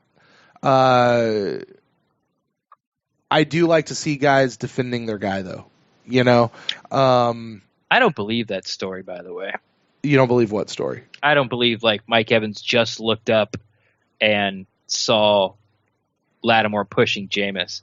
I think Lattimore was talking junk all game long, and Jameis started talking junk back, because he's a competitive guy. I think basically they really don't like that guy, because he's a rookie and he was talking crap on the field, and he was backing it up because they were losing, not scoring any touchdowns. And Jameis had enough and was, telling him, shut the hell up, and you go over on the other sideline, And he got to the point where he turned his back of the head. He just took his finger and shoved his head. And I think Mike Evans, I can't prove this, but I think Mike Evans saw all of that. And then when he pushed Jameis, it was just an instant reaction where he gets to go. Yeah, because he was already pissed off at Lattimore all game long. I just have this feeling that he was just crap talking everywhere, and Mike ignored it. But, you have that one guy that just, that talks crap all the time. And when you see your chance to pounce on him, you just do it. It might be, usually it's verbally, or it's kind of when Jameis poked this guy in the back of the head. Yeah. And now the whole national media, or the people who were anti-Jameis from the beginning, maybe they don't like Florida State, or they're mad at him about the crab legs or whatever. Now they all have to come out of the woodwork and be like, see. So I think Mike Evans saw the whole thing and just went over there and just wanted to beat the crap out of the guy. He threw a punch. I mean, he pushed him to the ground and started throwing punches at the back of his head. So he is not a big fan of Lattimore. And but if, that story came out, he might have got more than one game, which is official, by the way. It is. It's been upheld. And we'll talk more about that, I'm sure, on the Buck in the News podcast, for whatever it's worth. Lattimore's response to Jameis, though, I also actually thought was a bit over the top, and I'm surprised that there wasn't something that happened there, because Lattimore should have walked away. Even though Jameis did what he did, which Jameis should not have done, Lattimore turned around and escalated the situation. So whatever. Yeah. We'll talk about that more later. But with that, because Jameis was out, Jameis is now shut down for at least we know the next 2 weeks, potentially longer. We'll just wait and see. But Ren, at this point, I want to go ahead and take a look at this week's poll. It's real bad. Okay? I don't like those numbers at all. Just one poll? Those things aren't scientific. Yes, they are. All this is science. This is math. All right, well, for this week's poll, it was a pretty simple question, Ren. We asked, how long do you think Jameis should be shut down for this season? We put 2 answers out there, and everybody stuck to it. We said until his shoulder is better or for the rest of the season. Before I reveal what the majority of fans out there thought, Ren, what are your thoughts on this? I think it should be till his shoulder gets better, because I think he should get as much playing time, especially because I do believe, and this is what I think is going to happen, by the time Jameis does come back this year, and I do think it's going to take longer than 2 weeks. I think it's going to be closer to 3. Mm-hmm. I hope not 4, but I think it's going to take good solid 3 weeks. That he comes back, and now that all the pressure's off of trying to make the playoffs, because I think we're going to be firmly out of it by then, that he can just go back to back to the drawing table. Like, he can go back to school as learning stuff as an NFL quarterback, instead of one of Jameis's things that he needs to work on is trying to score 10 points on every drive. It just always have this feeling with him is that if the team's behind, that he's trying to score a touchdown on every play, and he just seems a little frantic. Now, with all that pressure off, I think he can really sort of settle down and without sort of the expectations of because these past 3 weeks, it's felt like the season's been on the line. It was a must-win in Buffalo. Then it was a must-win in Carolina. And then it was the, actual must-win, in my opinion, in the Saints. And so now that pressure's off, and I want him to get all that time in there where he can work on reading defenses and work on his line calls and work on his deep ball. I don't want him not getting the reps in practice and then not playing in the game. Obviously, he has to be healed. But everybody seems sort of down on Jameis, and everyone's sort of at the point where they're just throwing their hands up, and it's like, well, what could it hurt? Start Peyton Barber over Doug Martin. What could it hurt? Mike Evans is out. Well, Mike really hasn't had a good, past, month, honestly. What could Chris Godwin hurt? Let's see what the rookies got. Pick a guard, pick a left guard. Pamphil or Smith, whichever one. I don't care. What could it hurt? And that's where it's with Ryan Fitzpatrick right now. It's like, can't be any worse. Just let's see what we got. So I think fans will say that they want to sit him down for the season, but I think that's short-sighted. I think Jameis needs all the reps, game reps he could get.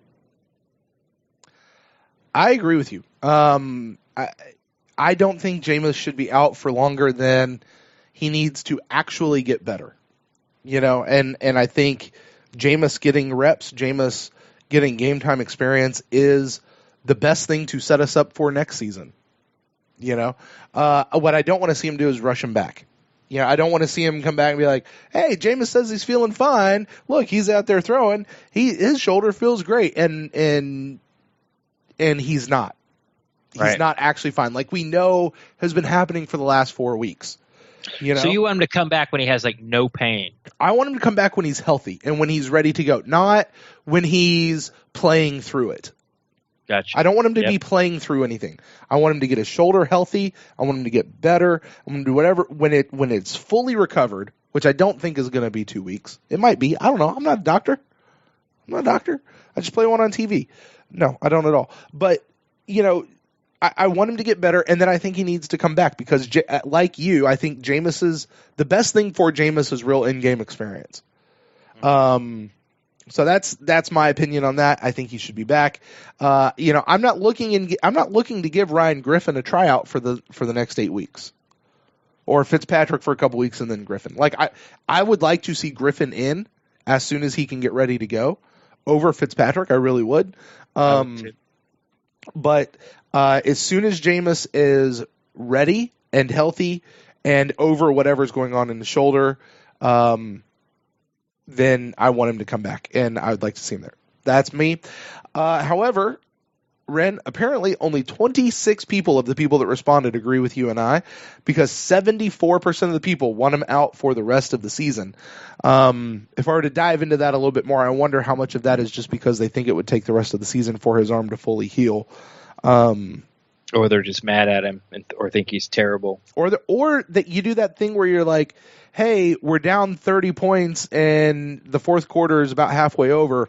Pull the starting quarterback so he doesn't get hurt and put in the backup guy. Like, I've never... Season's already over. Why risk it? Right. And, why risk injury? The reason to that is because you need the game time reps. Yeah, like it's because he's a starter. Right. He's not going to come back next year better than he was this year if he doesn't get more game reps.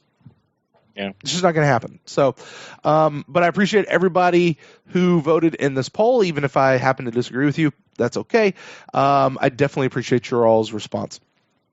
All right, moving on, Ren. We got just a couple more emails here. Next one comes in from Chef Aaron, a little bit early this week. Yeah, I know, right here in the middle. Here's he says, well, after that last debacle, it's safe to say that the season is over. The game was telling on so many angles: leadership, accountability, desire, dependability, chemistry. All of it was nowhere to be found on that field. The sideline incident had more passion than the product on the field. I don't know what Jameis was thinking with Lattimore. I don't even care what his reasoning is. He's not in the game anymore. He should be nowhere near the players on the field. He embarrassed himself and this team. He got absolutely killed on social media and ESPN. One reporter even said Jameis has been clean of off-the-field issues for 2 years, and his college image was nearly forgotten. Now he's reopened the floodgates for all his haters to chime in. All I can say on Jameis is hopefully this is a learning experience that will help him grow. Mike Evans, I understand standing up for his quarterback, but what in the hell was that? I'm sorry to say, that was a cowardly hit. It's that kind of a hit that Burfict of the Bengals would commit. No, I'm not calling Mike a coward. The hit was cowardly. It looked like whiplash from a car accident. I'm glad Mike apologized, showed accountability on his part. Probably the only coach and player showing any accountability on the team. That's not wrong, because Jameis sure as hell didn't apologize for it. Nope. Mm-mm. So I'm going to be interested to hear his press conference tomorrow. Sure. I'm sure he'll say something. But yeah, no, Chef, 100% agree with you on that. He goes on, he says, speaking of coaches, Dirk Cutter, I've been one of his most avid supporters, but after what I saw him letting that happen, I can't defend him any longer. You wouldn't see Pete Carroll, Bill Belichick, Mike Tomlin, Andy Reid, among other coaches, allow their players to get that out of control and then stand around and let it happen. Dirk is starting to look like he's becoming overwhelmed, and it's showing. His press conferences are becoming Lovey-esque, robotic. In 2015, he was blunt and honest, kind of what Monken is right now. I like Dirk a lot and his attitude, but being a head coach seems like it's becoming too much for him. Obviously, the Glazers have shown that they'll let the season play out before they'll make their trigger finger decision on Dirk. However, I can say it's not looking good. Yeah, we talked about that a little bit earlier. I think Dirk's getting a lot of flack for not sort of jumping in there. Mm-hmm. I can understand what people are saying. You know, like you would see that and you think you'd run over and try to break it up. But I don't think that the flack that he's getting for not doing that, I don't think that has anything to do with like leadership or losing the locker room or, you know, whatever his reason was, that's, you know, fine. You know, as a fan and losing 5 in a row and at that moment where, you know, I'm frustrated and watching TV, my quarterback's poking somebody in the back of the head and my starting, you know, my maybe the best offensive player on the team goes over and like, you know, pushes some guys down and starts punching them in the head. Yeah, I would like my coach to run over there and jump in and yell at the guys and maybe even bench them. But I just don't really understand how everybody seems to think that, oh, this is the final straw because he didn't run over there and jump in the middle of this fight. I don't really see that. And what else? What else did he say besides that? There was something else I want to talk about. Talk about his press conferences becoming robotic. Yeah, Monken, I mean, Dirk has an attitude of being a head coach. It's becoming too much for him. Yeah, there might be something to that. Yeah. Yep. The press conferences after his loss are, they're really starting to look like deer in the headlights. He just has no answers. Now, his Monday press conference, honestly, I felt a lot better after his Monday press conference. I thought he was back to being Dirk Cutter. He wasn't snapping at reporters. He was answering the questions. He had answers for the questions. He didn't laugh at the questions. Sometimes he does, where it's just like, if I had the answer, I didn't hear those. Like, if I had the answers, I'd be in Vegas. There's nobody coming through the door to save us. I didn't hear those things. So I did feel better after his Monday press conference, but there might be something to that. There's just too much on his plate, or he's just not cut out to be a head coach. You say that, and that is the thing that I'm starting to wonder. Listen, there are lots of people in the world that are best to lead from that second chair position. They're look at Leslie Frazier, right? Had his chance as a head coach. He's doing pretty good as a defensive coordinator right now. Was a defensive coordinator. Is he with Buffalo? Is that where he is right now? Yeah, I think. Yeah. He was our defensive coordinator till Levy took it away from him. Right. Yeah. Let's not get started on that. Now he's not doing Lovey's system. His defense, is like a top 10 defense. Yeah, it's not bad. There are just some people that are better in that position, and that's okay. Wade Phillips. Yeah.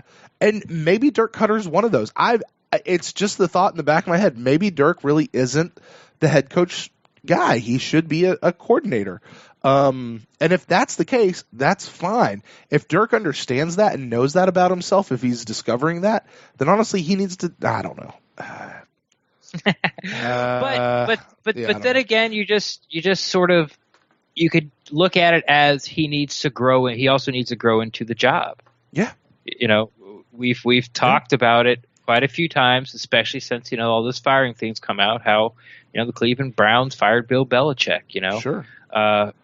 Which, by the way, that thing I went back and looked at, that was a knee jerk reaction to like Bill Belichick was actually doing pretty good, had a bad season after a really good season, and it wasn't like Bill Belichick was stinking it up for 5 years and by the way, and he had 5 years or 4 years. Yeah, I don't know, 4 or 5 years. I mean, he had a good length of time. It's not like he was stinking it up. It was one bad year. Off of actually a really good year the year before. So, Pete Carroll's been fired. Andy Reid's been fired. Yeah. I mean, but I would like to, I want to see where he takes us, because I think he does have the right temperament for the job, and I think he knows the X's and O's. Mm-hmm. And is a very good play caller, and that might sound counterproductive to what my argument is. But I don't know. I'm just not ready to throw in the towel on him yet. But like Chef said, it seems to be happening more and more where you feel sometimes the pressure of the not necessarily the job, but the pressure of this losing streak is getting to Cutter, where he's getting a little, he's not. And it happens to everybody. I mean, it happens to us. We've talked about, to some of the beat reporters, and almost to a man, we're a fan of we're trying to get the truth, is what the first thing they always say. Mm-hmm. But you become more of a fan of the name on the back than the team itself. And you're like, okay, but listen to these podcasts as they go. Like, they get mean, not, they're not like downright, mean or anything, but they're upset, Sure. There are all these guys that cover the Bucs, except for Almond. but they're all upset and they're looking for answers, and so this thing where it's like, I'm not a fan of the team. Sometimes I'm a fan of the player. I don't really think it holds that much water when you go on this losing streak. Yeah, I agree with you on that. I'll be honest, and as much as I respect those guys down there in the media room, those guys are fans. I just think they are. You can tell by the way they react when they lose. Sure they are. Yeah. But anyway, moving on. Speaking of those guys down in the media room, here's what he says. He says, I've never seen such garbage tackling in all my life watching football. This defense is starting to just tune out Smitty. Like Scott, Trevor, and Mark said on the Pewter Nation podcast of pewterreport.com, the defense the defense looks like they are not confident in the play calling, and in turn, it's leading to sloppy play. If that's the case, then the players need to call a team meeting because that is unacceptable and shows no faith and focus in what the players are trying to do. The rest of the season is going to determine whether or not Smitty stays on as defensive coordinator, in my opinion. Mm-hmm. I'd also say Dirk Cutter as well. There's really no need to talk about the offense. It flat out failed. I have one gripe, and surprisingly, it's not about the team. It's Sean Payton. I understand him being pissed off at Evans for not being ejected, but to ice Pat Murray when you're up 27 points just because of being a jackass, just because of it is being a jackass. And that's how a 16-year-old girl acts. Lame-ass pettiness. Levante David didn't get a block to the back, didn't get a block to the back penalty, even though the ref was 5 feet away staring right at him. Yeah, that last drive where the Bucs had him pinned deep right before halftime, and the play that got him out from being way down there was a screen pass to Kamara, which there was a blatant block in the back. I mean, it's terrible. Uh-huh. And then the touchdown, there was another one where they threw to him and Justin Evans had him by the shirt tail and stand around and watched him not go down and then watch him run in the end zone. Mm-hmm. There was another block in the back. The same guy. I don't know if it was the same Buccaneer, but it was the same guy, pushed him in the back again. Yeah. So I get that. I mean, maybe the game would turn. See, that's what's so weird. That's what's what frustrates you about football. That's not the reason they lost the game. Right. But it sure as shit didn't help because the game would have been 9-3 or 12-3. Yeah. Instead of 16-3. Who knows? Like, it could have been 9-3 because the first one got them deep out of their own end. It could have been 9-10 because we got the ball back with some time if they went 3 and out. So I think the Sean Payton thing, I understand being mad because you're a Buccaneers fan. I thought it was hilarious. I mean, I think, was Sean Payton mad at it? Yeah. Was it petty? Yeah. If I was a Saints fan, would I think the Buccaneers deserved it? Absolutely. Sure. So, I get what Chef's saying, and he's right, it was petty. But as a fan of the opposing team, I think it was well-deserved. All right. He goes on, he says, one final thought, seeing fans tweeting about #boycott Bucs, that offends the hell out of me. I'm a 15-year diehard fan of this team. I live, breathe, bleed, and even cry. Yes, men emotionally attached to teams cry. But this team, if that's how you're going to be, then piss off. Go cheer for the Patriots if you're going to be like that. It's a Bucs life. Hashtags BU Cluck. Oh, Buck Luck. He says Buck Luck. Hashtag that's my Bucs. Yep. Ren, I think that's us. We've started that one. That's my Bucs. My Bucs. That's my Bucs. Yeah, it is a bit disturbing to see all these. I haven't really seen the hashtag boycott the Bucs yet. But to be honest, I've since the Panthers game, I have not really read a lot of Buck fans' tweets. They're just they're just so negative at all the time, and it's like rah, rah, rah, like we've talked about, fire this person, fire that person. Jason Light's terrible. Didn't fix this, didn't fix that, but they don't talk about all the stuff that he did fix.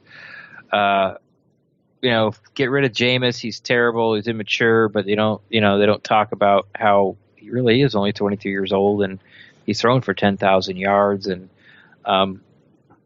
his first year, he didn't really have a lot of talent around him. Neither his second year. His second year, he had Mike Evans and Cam Brate, and then Cam Brate went down and still won a game. So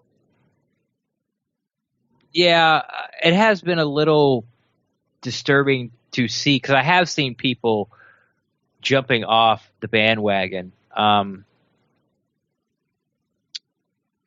it's I kind of almost feel like I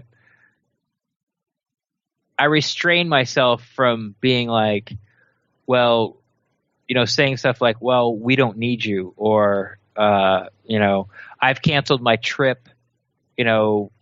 I was going to go to the Bucs game this weekend, but I canceled my trip because the team is trash. Woo, money not well spent or something. And if you're coming down with that attitude, like, quite frankly, I don't want you here. I don't want you to be a fan of my team.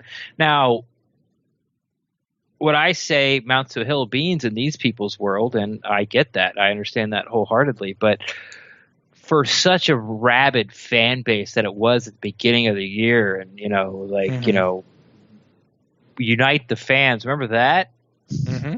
Remember unite the fans? Like unite the that fan is base? Yeah. That has gone. Unite. That has gone out the window. And I don't know about that. Well, I mean, we're not seeing so much about that, but here's what I'll say, and this is the other side of that.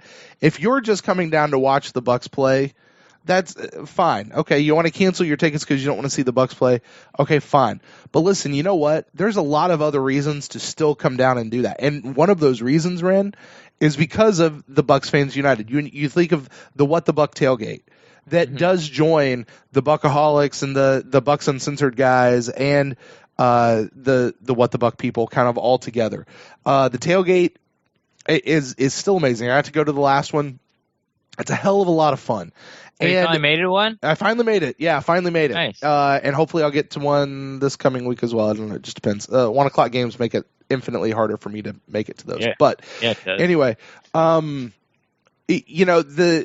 there is something about being with Bucs fans. That's part of why this podcast, that's why I love this podcast so much, especially the InstantCast show and this part of this show, because we are in this together. Like there is a camaraderie to being a Bucs fan. Bucs Princess Nikki, she flew all the way out from New Mexico to Tampa this last week.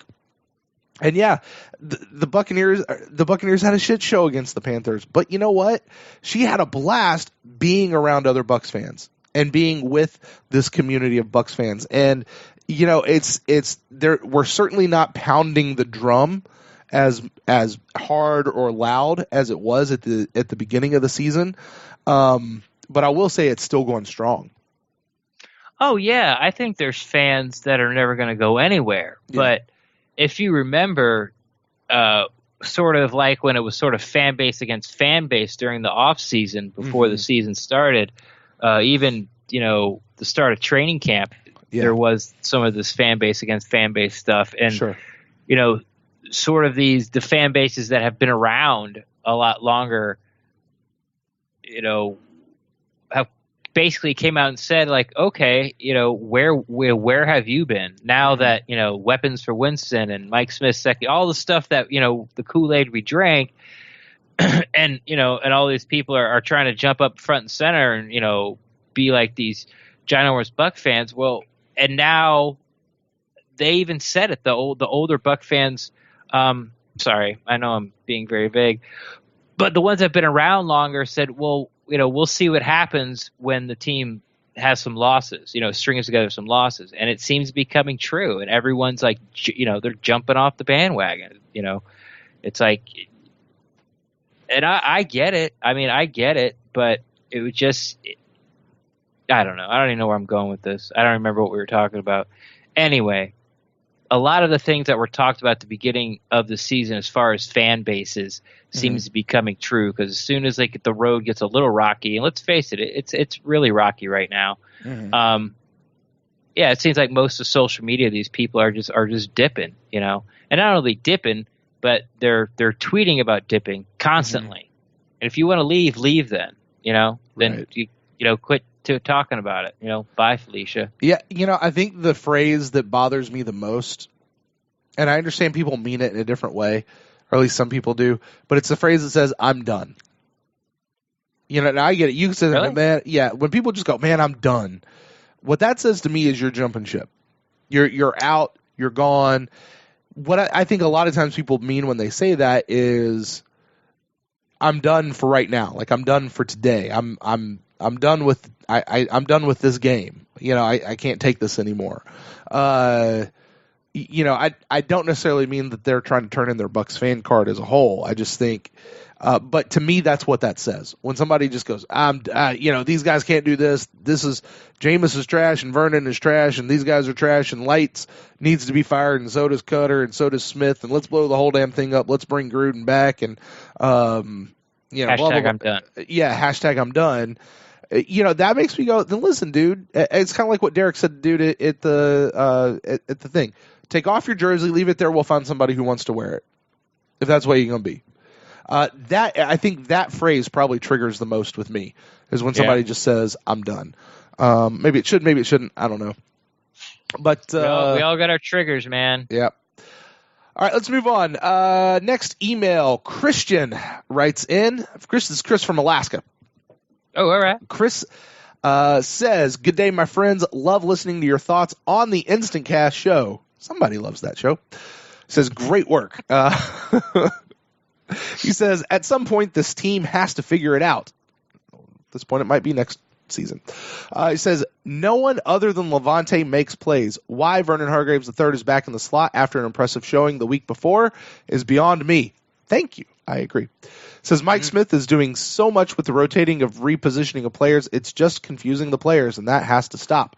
Dirk mentioned in a press conference that TJ Ward played more this week because he didn't play as much the week before. Listen, put your best players out there and leave them in the game, and stop catering to the guys who only played 20 snaps last week. Until this team plays like a team, they won't win another game. I look at this defensive roster, and I realistically see David, Quan, Beckwith, McCoy, Evans, that's Justin Evans, VH3, Noah Spence returning next year. This defense needs to be completely rebuilt. I really hope the Bucs can find a true center next year. I think Allie is a better guard. Speaking of the O-line, what the fudge? This is a PG-13 show. He says, no run blocking, poor pass blocking, and just all-around poor technique and poor play. There's some thoughts on the game. He goes on to say, he's like, I know that this has been talked about. Jameis's pregame speech, and I think Rick Stroud hit the nail on the head. Fans are saying he's not quite a mature leader, and because they are losing, they are bashing the finger licking. Jameis gave the same speech last year minus the finger licking, but it was because they were winning and no one cared. I agree with that statement 100%. As bad as Jameis has played these last few games, he's still shown me that he's the only one on this team who still cares and wants to win. Levante David, by his play, showed me that he wants to win. Think about this for a second. If Levante, these are very, multiple paragraphs helps. He says, think about this for a second. If Levante picks that ball off in the Saints' first drive of the game, and that's going for 6 points, I'm wondering how much this game would have changed, but instead he dropped it and the Saints got a field goal. The defense played well for the first half, but the second half, the whole team just gave up. Right now, these players are there for themselves and not there for the team, and that is a recipe for disaster. I would only hope that this team would, instead of choosing to lay down and take the losses, that they'd stand up for this team, for the fans in the city, and play football. Missing tackles, penalties that lead to blocked punts for touchdowns. He says, Brent, I know you use the word befuddled, but I don't even think that there's a word out there that explains just how bad this team is. I'm truly at a loss for words. I think that is what the definition of befuddled is, Chris. At a loss for words. Ren, I'll stop there. You got anything? Yeah, but I forgot, man. Like, I had some things to talk about at the beginning of the email, and then I forgot because when you talked about seeing the players coming back and the defense needs to get blown up. I don't think the defense needs to get blown up and started over. Mm-hmm. I mean, and the reason is because year after year after year, you see either a defense just turning around, sort of like the Giants. Uh-huh. They've had Rob Marinelli as their defensive coordinator forever, it seems. And, you know, the Giants will have a great defense for 3 years and then 1 year. And this happens to be one of those years. They're just like, it looks like they never stepped on a football field before. Right. And then the next year, they're right back where they were. look up at Buffalo. I mean, they didn't have this huge changeover in defensive players, and that's what's keeping them in ball games. It's just a different scheme. Mm-hmm. So it's a different scheme.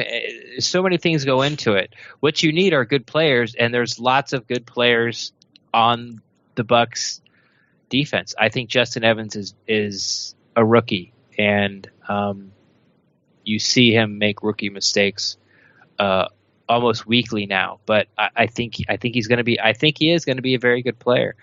There was something else before that. I really don't remember. I mean, he's pretty spot on in what he says. You know, it's anything you could point to any position group on this team and complain about it, about how they're underperforming. You know, even linebacker Quan's having a terrible season for Quan standards. He really is. You know, defensive backs you can point to, safeties you can point to, defensive line, obviously, offensive line, running backs. You know, wide receivers, they're not dropping a lot, but that's more probably a Jameis thing, and you throw that whole deep ball in there. And then the tight ends, you know, as wide open as O.J. Howard has been, you know, he still struggles sometimes with blocking. Not as much as Cam Brate, who had that game where you could argue that his 4 drops cost us the Patriots game. So, you know, I feel you. Mm-hmm. I hear what you're saying. He's got a direct question for you, Ren. Oh, okay. He says this. He says, I brought up this point to Brent last week on Twitter about Dirk Cutter canceling Victory Monday after the Chicago game and gave him a link to an article. Did you see that article? Are you familiar with what he's talking about here, Ren? I do not. Go ahead. Well, I'll sum it up. I believe it was Rick Stroud had an article out of the Tampa Bay Times talking about after that big win with Chicago. You know, they're supposed to. Usually, you have a Victory Monday where the Bucs get Monday off, and then you know they take Tuesday off as a regular day, and they come in. If they have a loss, they're supposed to come in on Monday and review game film, and they don't get that day off. Well, apparently, Dirk Cutter canceled Victory Monday this year, or at least that particular. At least after that particular game, he came out after that game. You know, I mean, we almost shut him out. 29-7 was the final score of that game. It was a great game to watch. You know, I mean, it definitely seemed to prove that all the excitement that we'd had about this team from the offseason was going to be true. Right. Yeah. You know, and then the wheels came off. Or at least started getting real shaky at that point with the Minnesota game up next. But however, he said that, and then he posed the question to me is, does this have an effect on the team morale? You know, at the InstantCast this past week, Ren, what you were saying was this team has no reason to turn on Dirk Cutter. He's done nothing to them. Like, there's zero reason. This is kind of the only thing that you could maybe potentially point at least that we've seen in a public eye, is that he just canceled Victory Monday. His question is, what are your thoughts? Is it possible that canceling Victory Monday affected team morale in such a spot that he kind of lost them, you know, at that point? No, I don't. It's fun to talk about, but I think really that's grasping for straws. Mm-hmm. I'm not saying it's a dumb idea or a dumb question. I just don't think I really don't. Yeah. I mean, you know, we've all had jobs where something as an employee was taken away from us, you know, that we liked. It was a perk, or, you know, have it be, you know, maybe they take away your favorite soda out of the lunchroom, or they quit carrying egg salad sandwiches, or they cut your, you know, or you couldn't eat at your desk anymore. Pick anything, you know, and it doesn't have to all be about food but when it was a perk and it was taken away, what do? You complain about it with your coworkers for about 15, 20 minutes, and then you know, in 2 weeks you've forgotten all about it. You know, that's just the way it is. And it's about, I don't think so. I mean, that's an awful straw to be grasping at, to think that they lost a team because they took away Victory Monday. And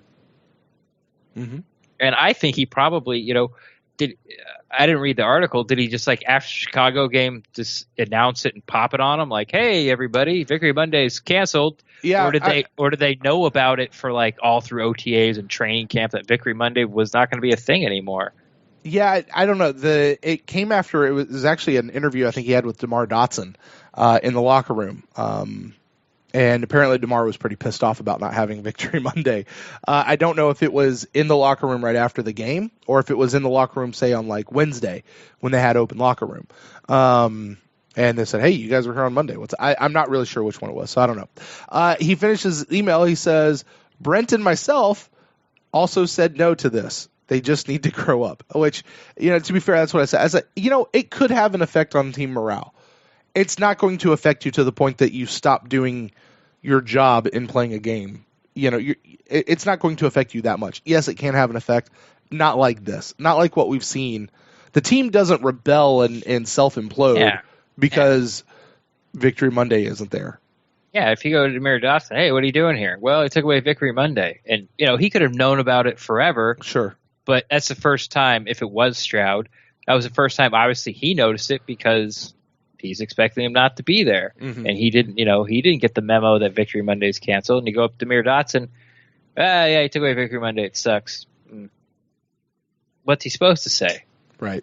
You know what I mean? It's I don't. I think it's I think we're really like scraping the bottom of the barrel of reasons why we're not a good football team. It's taken away Victory Monday.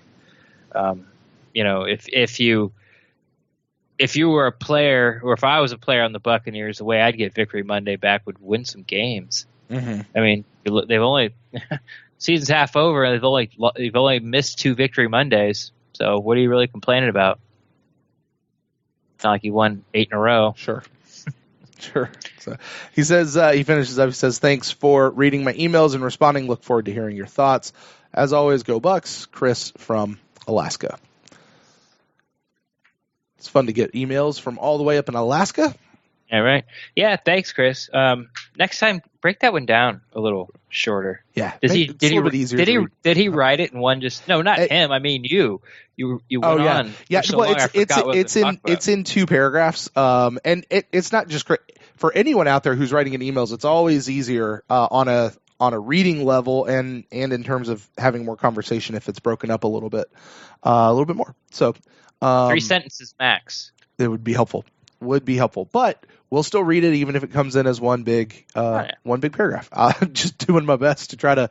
You got to keep your anyway. All right. Final email of the night comes in. This is a new emailer into the show. Ren comes in from Tyrone. All right. And this one actually wasn't just sent to us; it was also sent to Justin over at the Bucs Uncensored podcast. He said, so we kind of put out there. He said, first and foremost, thank you, Justin, Bren, and Brent, for your respective shows. I have yet to call in because I'm very long-winded, and I love listening to each of your shows and all that you put out. It's a great way to feel a part of everything, especially being an out-of-state fan. Tyrone, next time you write in, let us know where you're from, man. We love to hear where all of our fans are from. We got to put a pin in the board. Yep, there we go. He says, I have a timeline that I want to go over that I think explains a bit of where we are as it relates to our team, and more so our quarterback. All he says, I love Jameis. I think Jameis is perfect for Tampa Bay. I think Jameis wants to win and wants to be great, and he wants to bring another Super Bowl to this franchise. I also think that from what I can put together, he seems to be a pretty good kid. Let's go back. He's at FSU. He wins the Heisman and the national championship in his redshirt freshman and sophomore seasons. Being that young and in the spotlight, he's not really around anyone that could mentor him. The team is placed on his arm. And while he led them to the results, he did this with the talent. And his immaturity, or as I'm calling it, his need for a mentor, was blatantly apparent. I also think that him not being held accountable for the sexual assault allegation did much to help all of that. I don't label him as guilty, but I do think that something happened and something was covered up. So he goes first overall to the Buccaneers. Now, one of my biggest gripes is that we draft a kid to be our franchise, yet we don't have a mentor for him. McCown left to become Cleveland's starter the first year, so we have Glennon, who is barely older and has a little bit more NFL experience than him as a backup, which wasn't a catastrophe, but it certainly led him to going about things in the way that he thought, like the rah-rah pregame speeches and the way too high emotions, etc.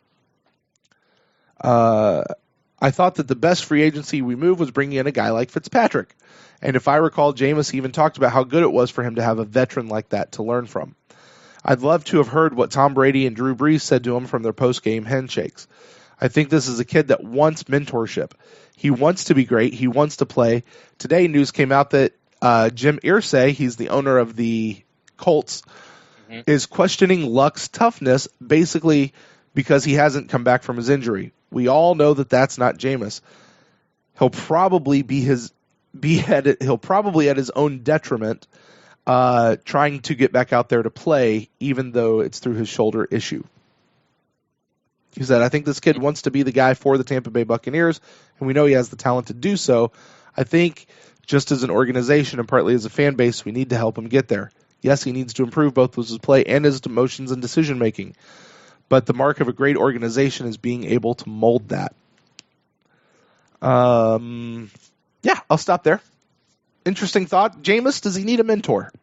Or did he need a mentor? I don't think. I think his mentor at Florida State was Jimbo Elliott.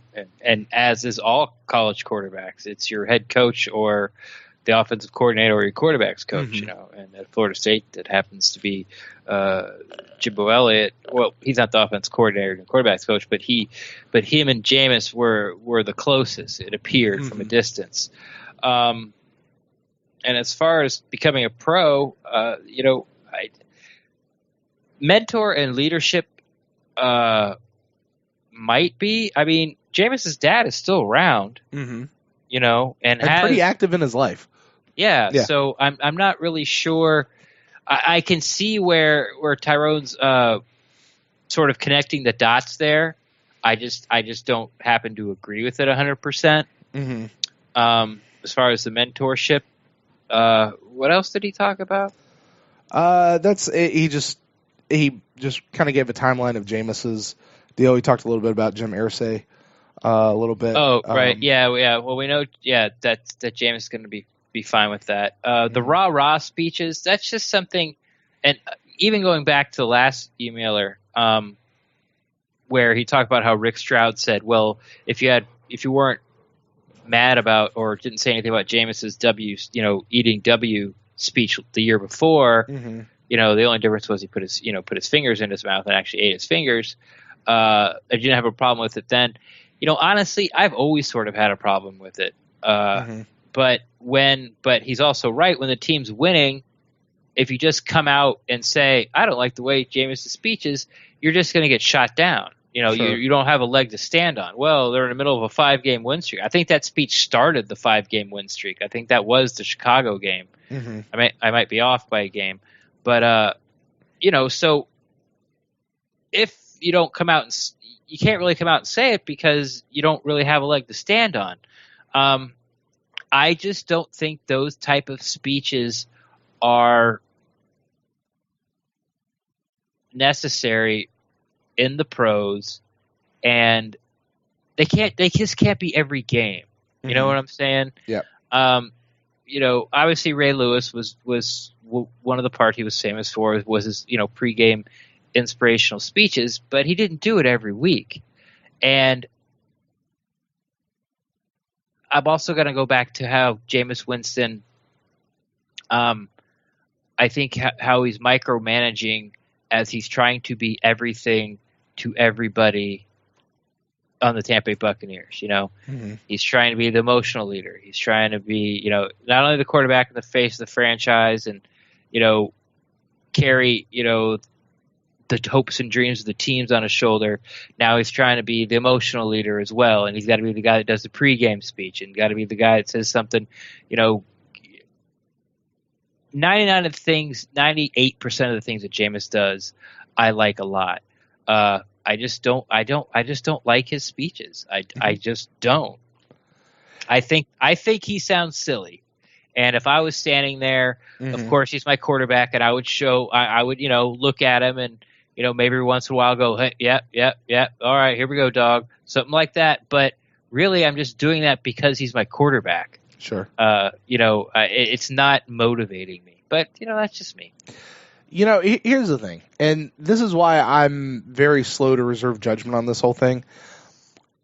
I don't see anybody else's pregame speeches around the league. Right. So I have nothing to compare it to. Like, is this what other pregame speeches are like? Is this what Ray Lewis's pregame speech is like? Is this what Russell Shepard, you remember him? The guy that gave the pregame speeches last year? Is it what his I don't know. And I'm not saying that Jameis needs to be like other people. Jameis is his own guy. He can do whatever he needs to do. Here's what I'll say, and I'll say this again. I've said this, I don't know, 2 or 3 times now. I'll say it again. If you're equating the idea that Jameis is the leader of the team with he gives these pregame speeches, that's not leadership. That's just trying to get people pumped up, and maybe they're getting pumped up, maybe they're not. Leadership is a whole different thing, and I'm not going to go down that path right now. But, this particular speech just seemed really silly. And, listen, people are taking screen caps of the guys around him and zooming in, and their faces look like they're just confused. Listen, that's a moment in time when somebody captured somebody's facial expression. You can rewind tape back and forth and see somebody mid-blink, and all of a sudden they look like they're tuning somebody out. So, so I don't put a whole lot of stock in all that. This pregame speech, though, did seem kind of silly. I just don't know if is stuff like this normal? Is this what these guys tend to say to each other? And I think you're right. You bring up a great point, Ren. If this is something that you're saying every single week, I'm not going to believe you. It's hard to take it every single week. You got to back it up once. Yeah, and that's the other thing. And Jameis said this in the locker room before he got shut down. And I don't know how much we're going to hear from Jameis now that he's out. Now that he's out injured. A lot of times the media doesn't talk to guys that are injured. But he just sat there. He said, listen, I can't go out there and talk until I fix myself. Like if I'm gonna go out there and pump these guys up, I've got to be on point doing what he's got to do. And I think that right there, for all the immaturity that Jameis keeps getting labeled with, that's a real mature thing. Like that's a reality that he's understanding and he's getting. And I think what we're seeing is this is a step on the way to maturity. So I'm not going to hate on it. I don't understand it. It really does seem silly. It seems embarrassing. I think Jameis, in a couple of years, maybe even later this year, might look back on this one and kind of go, yeah, that was bad. Like he might laugh at this. My best work. Yeah, he himself might laugh at this. So, all right, let's finish up Tyrone's email here. He says, as for the rest of the team, what's going on there? I'm not really 100% sure. Nobody is, Tyrone. Befuddled. Yeah. Join the club. Yeah. He says it feels a bit of the same where they aren't being held accountable. There's no consequences for anything. No one's calling anyone out. There's no grit. I don't know who that's on or what needs to change. I just really hope we don't ruin this kid and all the makings that the quarterback and all the makings to be the quarterback this team has been clamoring for. And yeah, that's pretty much it. He says, disappointed in the season, but I am forever a fan. So go Bucs. Sorry for the novel. Sorry, Ty. Ty. Are you giving him nicknames already? No, that's what he says. Ty. Ty. Oh! I thought you said sorry for the novel. I thought you said that's all right, Ty. No, that's all right. Yeah. I mean, yeah.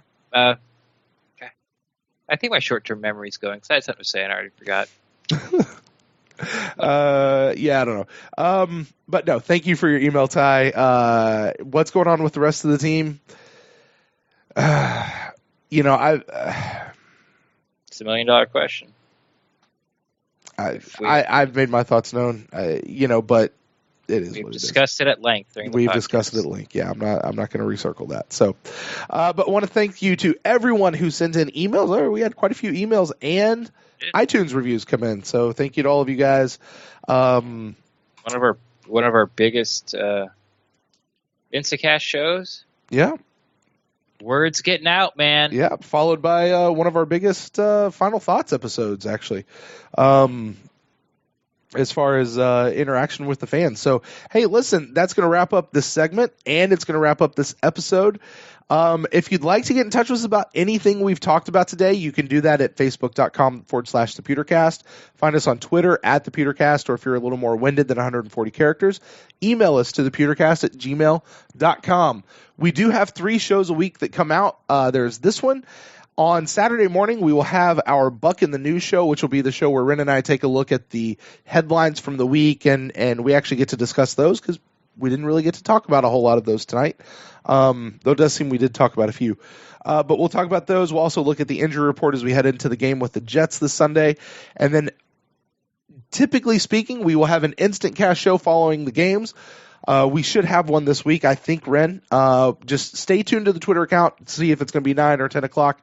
We'll let you guys know as the day goes on Sunday. But that is a show where you guys can call in. You can interact with us. You can let your voice be heard right after the game. Or, like we said, email in. thepewtercast@gmail.com will include you on the next Final Thoughts episode. Well, Ren, as we get out of here, why don't you tell the fine people out there where they can find more of you on the internet?